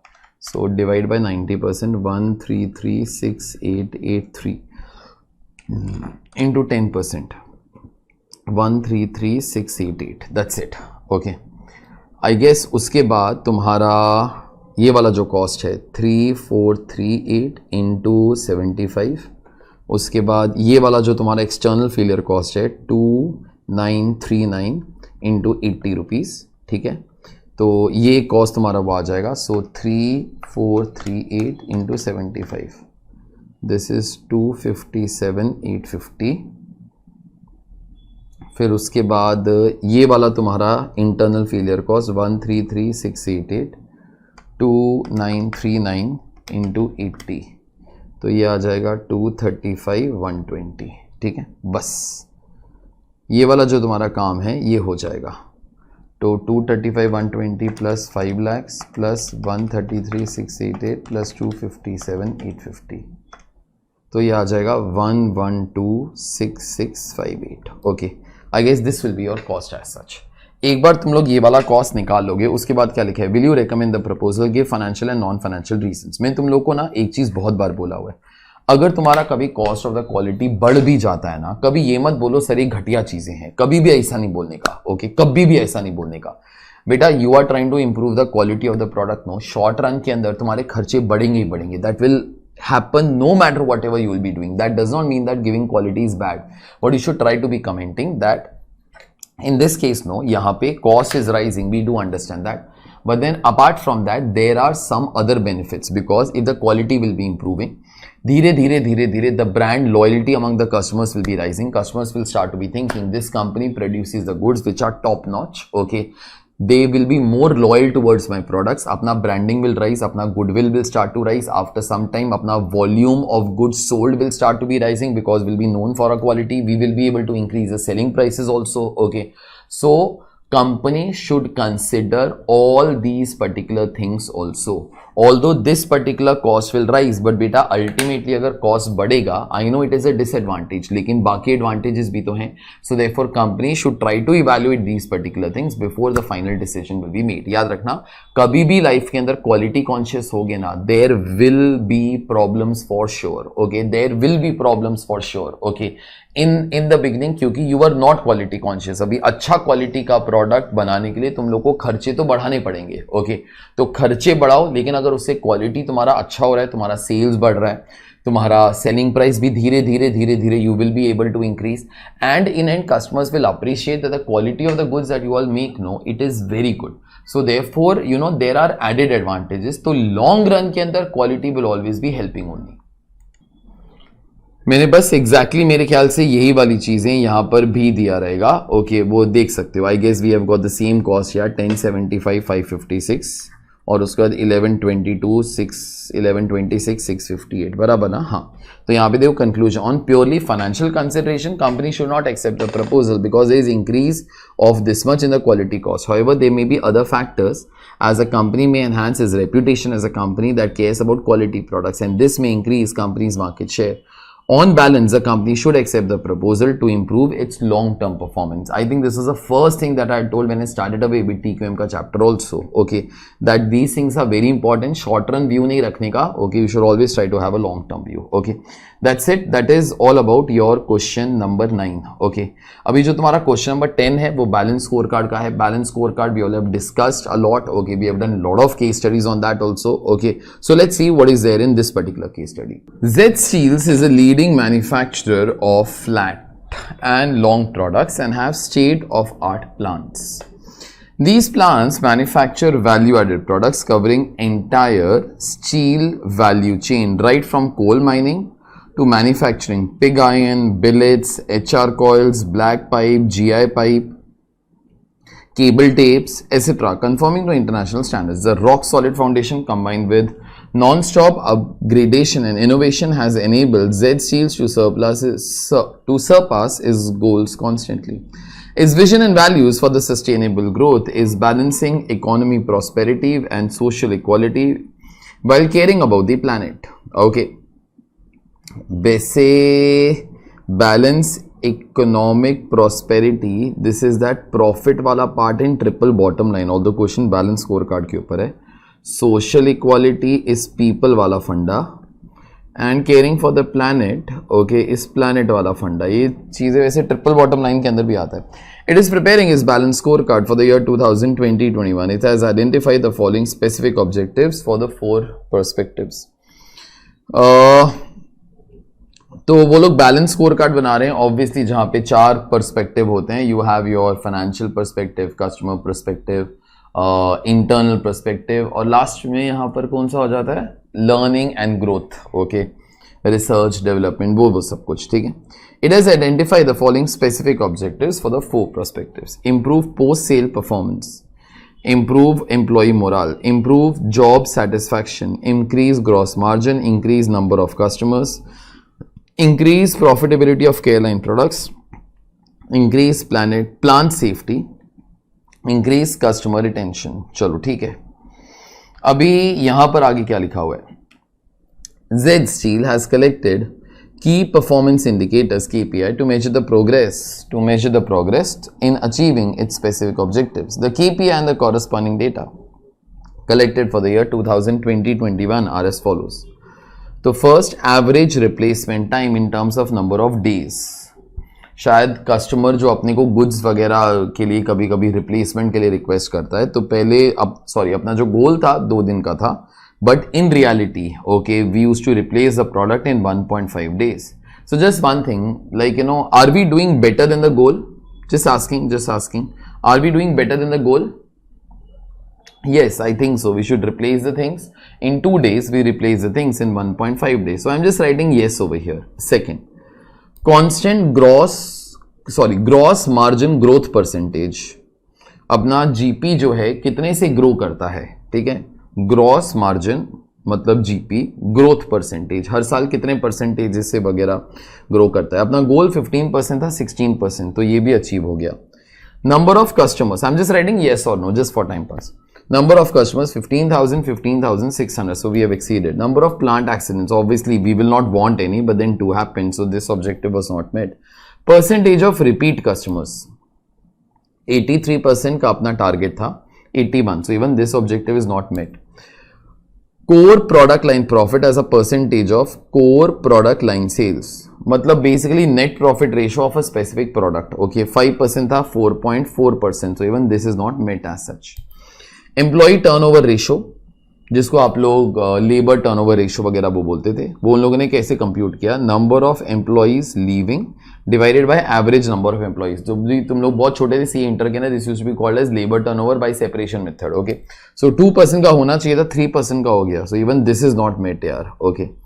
उसके बाद employee satisfaction rating 1.1 to 5, 1 being most satisfied, ठीक है।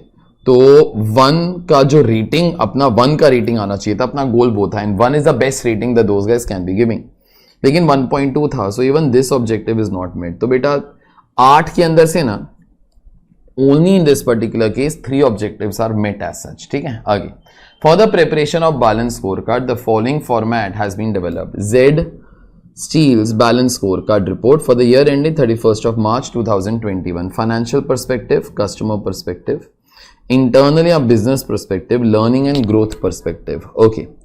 आपको हर एक पर्सपेक्टिव के अंदर ऑब्जेक्टिव बताना है, KPI वो मेजर कैसे करोगे वो बताना है, गोल और एक्चुअल बोले तो यही वाला डेटा, और उसके बाद अचीव्ड यस और नो वो मैंने लिख ही दिया है, ओके। तो बेसिकली तुम्हारे पास सब कुछ है, तुमको बस उसको वो क्लासिफाई करने का बेटा, और कुछ नहीं करने का है, ठीक है। Required, prepare a balance score card report using the above mentioned format, place the objective under the appropriate perspective heading in the report, select a KPI from the list of KPIs that would be appropriate to measure the progress towards each objective। चलो ठीक है, तो वो लोग क्या बोलते हैं, select a KPI from the list that would be most appropriate to measure the progress towards each objective. अभी आई थिंक अपने पास 4 पर्सपेक्टिव होते हैं, तो आपको ये 8 चीजों को ना 4 के अंदर इंक्लूड तो करना पड़ेगा। तुम लोग क्या करो, basically you have to do match the following first, okay, और उसके बाद क्लासिफाई कर देना हर चीज किधर आएगा, ठीक है। मैं एरो से बता दूं, ओके, दैट बी बेटर, उसके बाद क्लासिफाई कर लेंगे। Improve post sale service, I think वो वाला चीज अपने को ऐसा मेजर होएगा, average replacement time, number of days, क्योंकि वो सेल्स के बाद की बात है। इंप्रूव एम्प्लॉय मोरल, वो मेरे को नहीं मालूम, मैं देख लेता हूं। इंप्रूव जॉब सेटिस्फैक्शन, वो भी मेरे को नहीं मालूम, लेकिन मेरे को ये दोनों का एक चीज मालूम है, 7 और 8 के अंदर से ही होएगा बेटा। Okay, I think in this particular case if the employees are not happy, no, okay, then in that particular case वो लोग छोड़ के चला जाएगा। Okay, that is one thing. Improve moral, okay, तो I think we'll come back to these two, I think that'll be better. Increase gross margin, तो आई guess ये वाला चीज तो यहां से मेजर हो जाएगा। Increase number of customers, I guess ये वाला चीज तो यहां से मेजर हो जाएगा। ठीक है। Increase plant safety, वो वाला चीज नंबर ऑफ प्लांट एक्सीडेंट से मेजर हो जाएगा। ठीक है, मैं एक काम करूं, that be slightly better for me. मैं ना यहाँ पे A B C D E F G H लिखता हूं ताकि I can be writing down A B C D E F G H. ठीक है, तो I think it'll become slightly easier for us to write down, वरना बहुत Messi हो जाएगा। तो इंप्रूव पोस्ट सेल परफॉर्मेंस, वो ए से पता चलेगा। फोर्थ पे आ रहा हूं, इंप्रूव ग्रॉस मार्जिन, तो वो बी से पता चलेगा। इंक्रीज नंबर ऑफ कस्टमर्स, तो वो वाला चीज सी से पता चलेगा। Increase profitability of core product line, I think वो एफ से पता चल जाएगा अपने को। Increase plant safety, number of accident से पता चल जाएगा। Increase customer retention, percentage of repeat customer से पता चल जाएगा मेरे ख्याल से, that is E over here. Okay, तो 8 में से चलो 6 तो हो गए। ओके, अभी obviously this 2 and 3 no will be nothing but for G and H only. Okay, now you try to be thinking that'll be better. Improve employee morale, improve employee job satisfaction. I think job satisfaction ये वाला जो word है ना, वो exactly H वाले से match करता है। Okay, so therefore ये वाला चीज आप वैसे मेजर कर लोगे। Improve एम्प्लॉय मोरल, मेरे ख्याल से अगर employee will not be satisfied, he will be leaving only, no. Okay, अगर उसका मोरल यहाँ पे बूस्ट वगैरह नहीं होएगा, he will leave only. So therefore ये वाला चीज जी के अंदर आ जाएगा मेरे ख्याल से। ठीक है, अभी अपने को क्या करने का है ना, ये वाली चीजें हम लोग उस टेबल के अंदर घुसा देंगे। ठीक है, जो उन लोगों ने अपने को बोला। Okay, example, improve post sale service. ठीक है, चलो मैं पहले वो इजीएस्ट हेड की बात करता हूं। मेरे को जरा बोलो इजीएस्ट हेड तुम्हारा इस फाइनेंशियल। ओके, तो फाइनेंशियल के अंदर मेरे को बोलो क्या क्या डेटा फाइनेंशियल के अंदर आएगा। फाइनेंशियल डेटा के अंदर मेरे ख्याल से फाइनेंशियल डेटा के अंदर एक इंक्रीज प्रॉफिटेबिलिटी की बात होगी, एक इंक्रीज इसकी बात होगी। ठीक है, increase gross margin and increase profitability of core product line. तो ये जो 4 है, ये जो 6 है ना, तो देखो अपन लोगों ने आंसर यहां पर कैसे दिया रहेगा वो देखना जरा। फाइनेंशियल पर्सपेक्टिव, ठीक है, ऑब्जेक्टिव देखो यहां पे, ऑब्जेक्टिव इंक्रीज ग्रॉस मार्जिन, वो तुम्हारा ऑब्जेक्टिव के अंदर आ गया बेटा इधर। ठीक है, उसका केपीआई जो है वो यहां से आ जाएगा, तो 4 का जो है वो बी है, ग्रॉस मार्जिन ग्रोथ परसेंटेज, वो ही उधर लिखा हुआ है। उसके बाद ये लिखा हुआ है, ये लिखा हुआ है। ओके, और आगे ये लिखा हुआ है सेटिस्फाइड है कि नहीं है, तो आप लोग यहां पे वो देख सकते हो 15% था, 16%, येस इट इज। ठीक है, तो अभी आप लोग 1 मिनट बस लेना। ओके, टोटल चाहो तो you can pause over here और सोचो जरा कि ये 8 पर्सपेक्टिव्स किधर किधर किधर आएंगे, वो तुम लोग जरा सोचो 8 पर्सपेक्टिव्स किधर किधर किधर आएंगे। ठीक है, 1 मिनट के लिए वीडियो को पॉज कर दो। चलो किया, ठीक है। अभी उसके बाद मेरे ख्याल से फाइनेंशियल पर्सपेक्टिव के अंदर आप लोगों ने 2 चीजों का बात कर ही लिया है।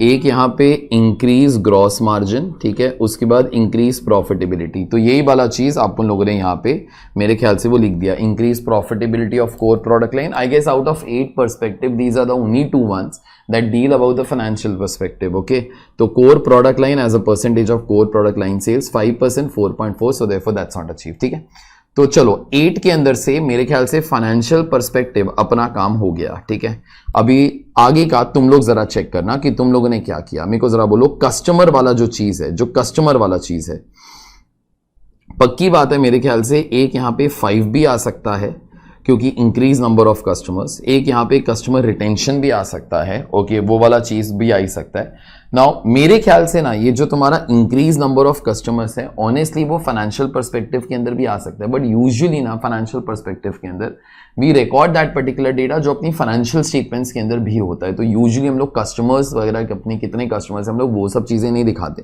तो आप लोग उसको कस्टमर पर्सपेक्टिव के अंदर डाल देना, ठीक है। तो ये आ जाएगा, ये आ जाएगा, ठीक है। इंप्रूव पोस्ट सेल सर्विस भी ऑनेस्टली कस्टमर पर्सपेक्टिव के अंदर आ सकता है, लेकिन आईसीए ने क्या किया ना, okay I think there mindset was like this, उन लोगों ने अपने को 8 केपीआईज दिए और अपने पास यहाँ पे 4 पर्सपेक्टिव होते हैं, तो उन लोगों ने ना 2-2 यहाँ पे हर एक जगह पे किया, ठीक है। So that's what I am trying to be doing as such, ठीक है। तो मैं यहाँ पे वो 2-2 कर रहा हूं, although improve post sale performance customer perspective के अंदर आ सकता है, it is not wrong at all, ठीक है। आईसीए ने उसको यहाँ पे इंटरनल के अंदर रखा, लेकिन आप लोग उसको कस्टमर के अंदर भी डालोगे तो भी वो चलेगा। This is what ever every customer wants from customer perspective, it's very important in this particular case that you have good after sale service, okay. तो मैं क्या कर रहा हूं, उन लोगों ने यहां पर इंक्रीज नंबर ऑफ कस्टमर्स किया एंड इंक्रीज कस्टमर रिटेंशन किया, ठीक है। सो देयरफॉर ये दोनों जो चीजें हैं वो उन लोगों ने यहां पर इसके अंदर वो डाल दी। तो customer perspective, increase number of customers, okay. So therefore the KPI will be in this case number of customer, 15,000 का टारगेट था, 15,600 तो एक्सीड हो गया अपना, ठीक है। इंक्रीज कस्टमर रिटेंशन ये अपने फर्स्ट टेबल से लिया, फिर उसके बाद ये जो सारा का सारा बाकी डेटा है वो सेकंड टेबल के अंदर से लिया, percentage of the repeat customers 83, 81 और उसके बाद नो, ठीक है। तो अपने यहां पे 8 में से 4 तो हो गए, ठीक है। So therefore 4 are done. Now left in this particular case are 4, 1 is internal perspective, okay, and 1 is your learning development growth वगैरह। तो इंटरनल पर्सपेक्टिव के ना पक्की बात है प्लांट सेफ्टी तो आएगा ही आएगा, ओके, क्योंकि वो इंटरनल चीज ही होता है, वहां पे वो TQM जस्ट इन टाइम वो सब कुछ आ जाता है, ओके। सो देयरफॉर एक यहाँ पे इंक्रीज प्लांट सेफ्टी तो वो डाला ही है, 0 का टारगेट था लेकिन 2 हो गए, सो therefore this is not achieved.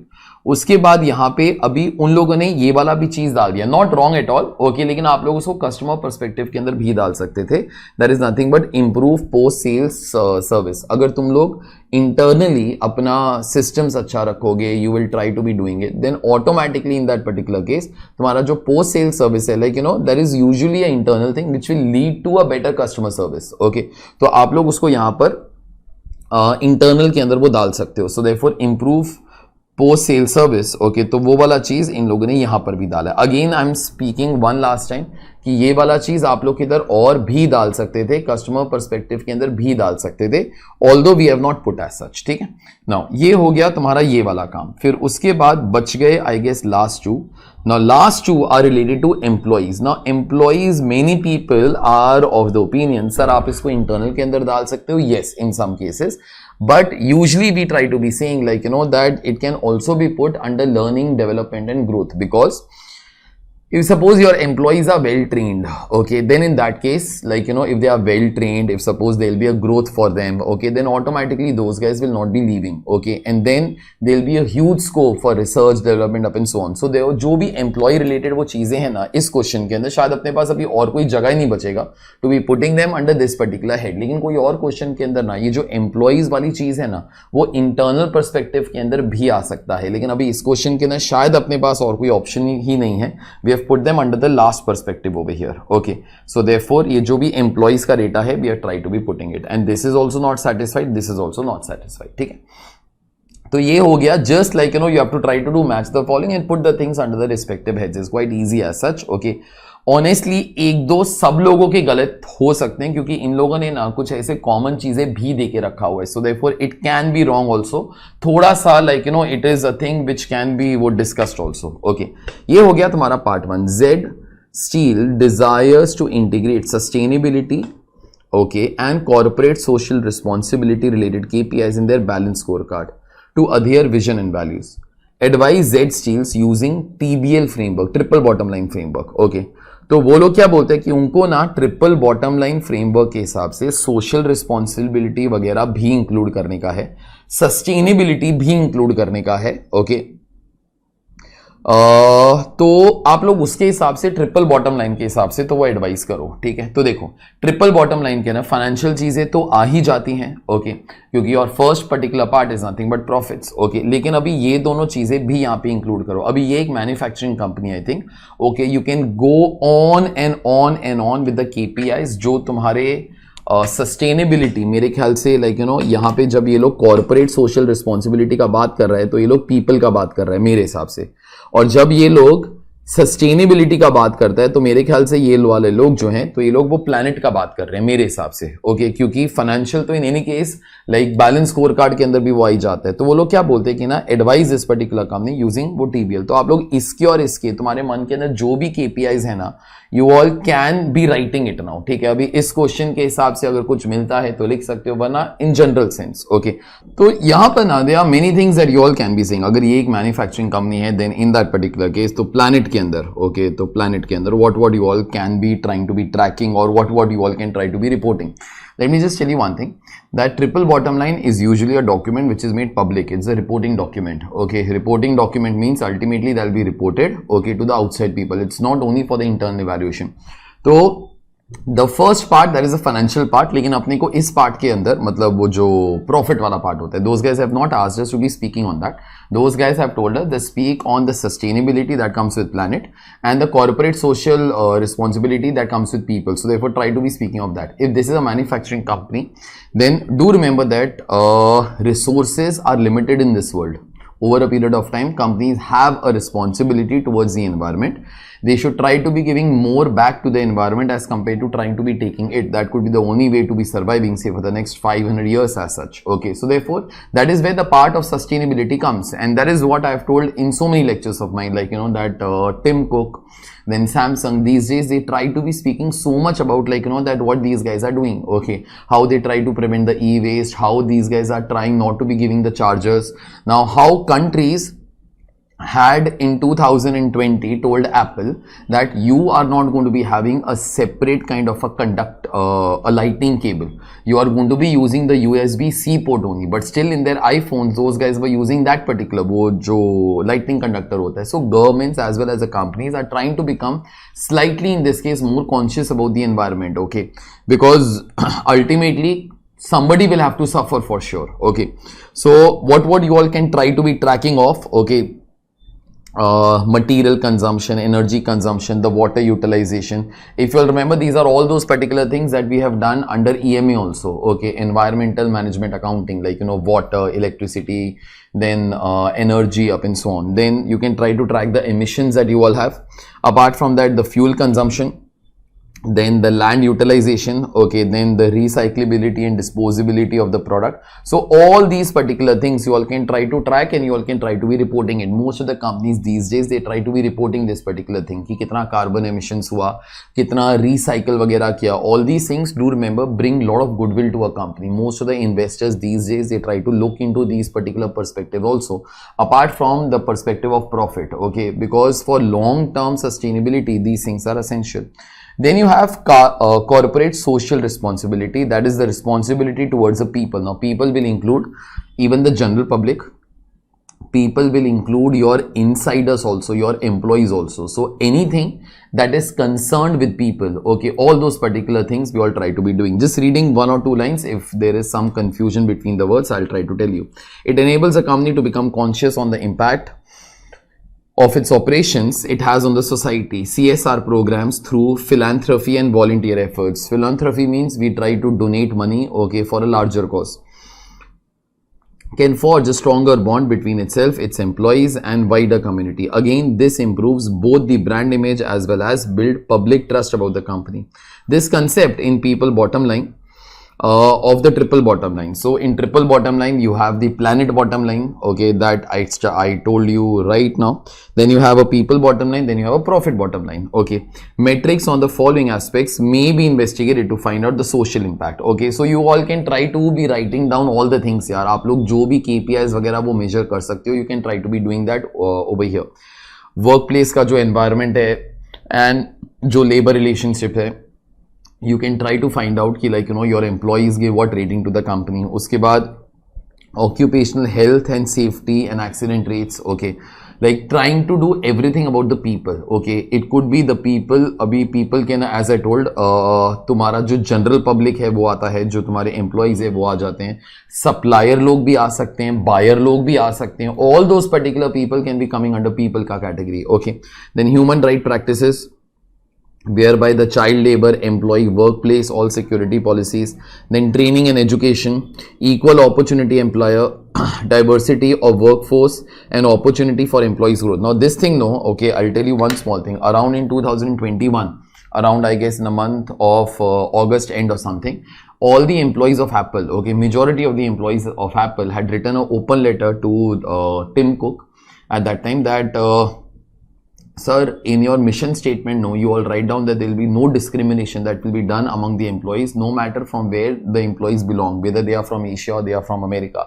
But sir, this particular thing is far away from truth. In reality, there is discrimination at each and every level based upon from where we all belong and based upon the color of our skin. Okay. Now that letter went huge way in trying, like, you know, to diminish the image of that particular company. So therefore it is very important that you try to have reportings like this, okay, whereby, like, you know, the companies start to become conscious. Then you have suppliers, that is local sourcing versus the sourcing from the external markets. Then philanthropy and volunteer programs which are organized, so like, you know, wherever you're trying to be doing the charity up and so on. Then apart from that, the product safety in terms of the customer health. I told you, your people will include all those particular things, like, you know, your suppliers, your customers, everything. So whatever safety you all have done. Then pricing of the essential products to enable wider reach within the society. That might also be coming within people कि आप लोग के जो products के prices हैं वो इतने ज़्यादा ना हो, so that a normal person cannot be affording it. फिर उसके बाद transparent and ethical business practices. Okay, all such questions are all open. तुम लोग 5 या 6 भी लिख दोगे और job will be done. Z Steel can study these aspects, determine the relevant metrics and prepare periodic KPI reports that can help in measuring responsibilities towards sustainability and social impact. Okay, so just a conclusion as such कि अपने को ये बाकी दोनों चीजों की तरफ भी यहाँ पे concentrate वगैरह वो करना चाहिए. Okay, that's it. अपना जो last question है, now we all are starting this on match the following, actually quite a easy question. Okay, so let's start. Last question for this RTP.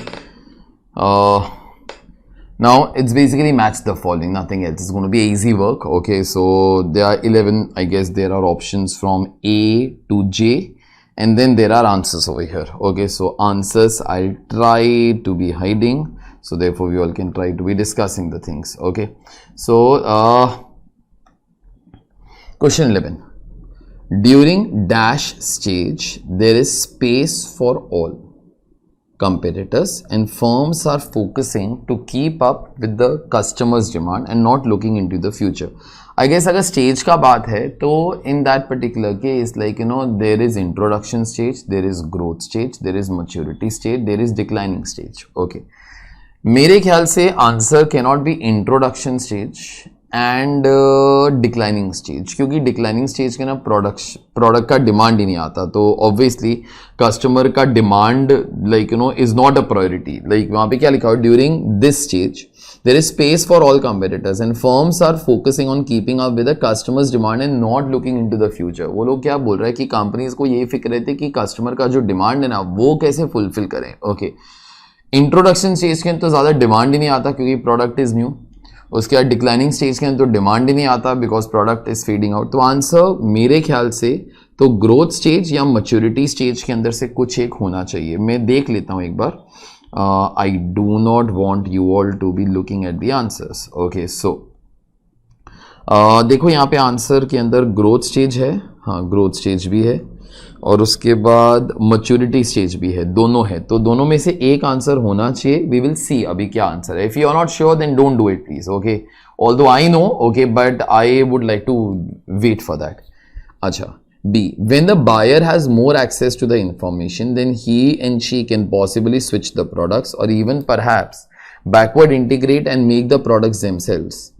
Dash power would decrease. एक minute, buyer के पास information का access है और buyer switch कर सकता है, ठीक है, या फिर बायर खुद ब खुद प्रोडक्ट वो बना सकता है। Obviously at that time supplier का जो पावर है, बार्गेनिंग पावर है, वो डिक्रीज। तो यहां पर तो आंसर सप्लायर ही होना चाहिए। तो मैं देख लेता हूं सप्लायर किधर है क्या। हाँ, तो सप्लायर वाला जो आंसर है बेटा वो इधर आ जाएगा। तो जो होता जाता है वो मैं कट करता जाता हूं, सप्लायर। आगे, a health insurance firm moving into operating fitness center is an example of dash strategy. I think health insurance business और ये वाला चीज आपस में बहुत ज्यादा कुछ कनेक्टेड नहीं है मेरे ख्याल से। ओके, एक से ये मैं इसलिए बोल रहा हूँ because you know we all had done this particular thing. There is something called as horizontal integration, vertical integration. अभी horizontal integration क्या होता है? You are acquiring a similar company. Example, if Jio acquires Airtel, example, okay, or if suppose Airtel acquires say Vodafone, so on and so forth, that is horizontal integration. Then what is vertical integration? Example in this particular case, say that you are a manufacturing company, तुम लोग आगे wholesalers को बेचते हो, retailers को बेचते हो, you acquire a retail chain, that is called as forward integration, ठीक है। या फिर you are a manufacturing company जो मटेरियल किधर से खरीदता है, you acquire that particular company which makes the material that you want, that is called as backward vertical integration. Okay, ये इनमें से कुछ भी नहीं आता। Okay, this is nothing as such. Okay, हम लोग एक और हेल्थ इंश्योरेंस कंपनी तो नहीं एक्वायर कर रहे, तो मेरे ख्याल से ये हॉरिजॉन्टल इंटीग्रेशन तो नहीं है। और हेल्थ केयर के बाद फिटनेस सेंटर वगैरह तो नहीं आता, तो दिस इज नॉर्मल एक्सपेंशन यार। ओके, मैं देख लेता हूं what words will fit into diversification, I think so. Centralise कुछ ताल्लुक नहीं है, मैच्योरिटी ग्रोथ वो तो स्टेजेस हैं, बायर्स का कुछ ताल्लुक नहीं है, ब्रांडिंग मिशन वर्टिकल इंटीग्रेशन है, वर्टिकल इंटीग्रेशन तो नहीं है, केपीआईज। मेरे ख्याल से आंसर डाइवर्सिफिकेशन ही होएगा। This is diversification, this is just normal kind of expansion होनी यार। ओके, सो ये वाला चीज हो गया, ठीक है। Lower switching cost means who will have more power? In fact, that is same as this year. That time supplier will have a lower power, मतलब buyer will have a higher power. Okay, so therefore, obviously, like in case of the telecom sector, it's so easy to be switching here. तो buyer का bargaining power is higher. तो मैं यहाँ से buyer निकाल देता हूँ, buyer. ठीक है, चलो ये वाला भी जो काम है हो गया। Major product differentiation and usually considered as a barrier to entry. वो लोग क्या बोलते हैं, इस चीज की वजह से ना तुम्हारा प्रोडक्ट डिफरेंशिएट हो जाता है and usually other companies can not enter into your segment because you have this. तो मैं देख लेता हूं, that could be features of a product. Okay, तो सेंट्रलाइज नहीं, सेंट्रलाइज तो मैनेजमेंट होता है बेटा, मैच्योरिटी स्टेज और ग्रोथ स्टेज वो तो स्टेजेस होता है। Branding mission vertical integration KPI, I guess branding is the only thing that fits in यार। ओके, तो यहाँ पे आंसर तुम्हारा ब्रांडिंग ही होगा। अगर तुम्हारा ब्रांडिंग अच्छा है, obviously that is product differentiation. Okay, branding की वजह से इनफैक्ट जो प्रोडक्ट है वो अलग होता है। Okay, so therefore branding over here. Okay, a dash organization has many levels of management. Best decision making authority at top. I think this is your centralized, जो मैंने 2-3 बार पढ़ा मेरे ख्याल से, तो centralized will be the answer. ठीक है, so centralized. आगे, dash is a high level position and captures organization's fundamental purpose. ठीक है, तो this is high level position and captures organization fundamental purpose की organization क्यों बना। आई गेस मिशन के अलावा कुछ और हो ही नहीं सकता। Okay, so mission is the only thing that is there I guess. तो mission is defines the purpose of the organisation, हम लोग क्यों हैं। आगे, a wine producer that uses grapes in his own winery is example of. Wine producer है जो अपना खुद का ग्रेप्स यूज करता है, actually that is vertical integration which is backwards. Okay, तो मैं देख लेता हूं बैकवर्ड इंटीग्रेशन है क्या, नहीं, लेकिन वर्टिकल इंटीग्रेशन के बेटा 2 पार्ट आते हैं, एक बैकवर्ड और एक फॉरवर्ड। तो इन एनी केस ये वाला जो चीज है ये वर्टिकल इंटीग्रेशन है, ठीक है।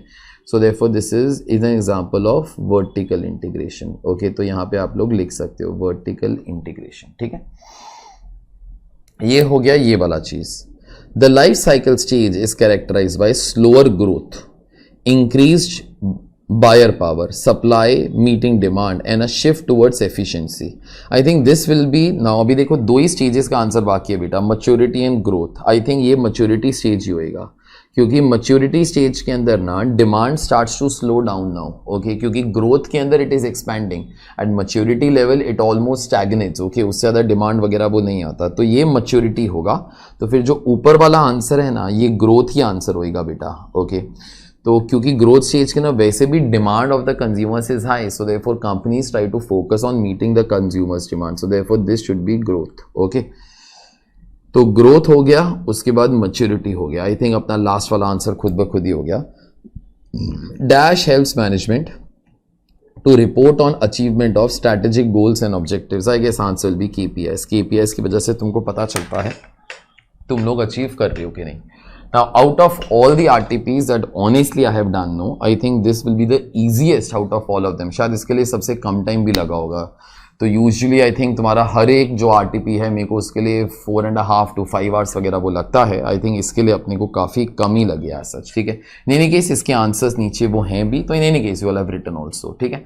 So I will see you all next time with the next RTP, okay, and take care, God bless, bye बेटा।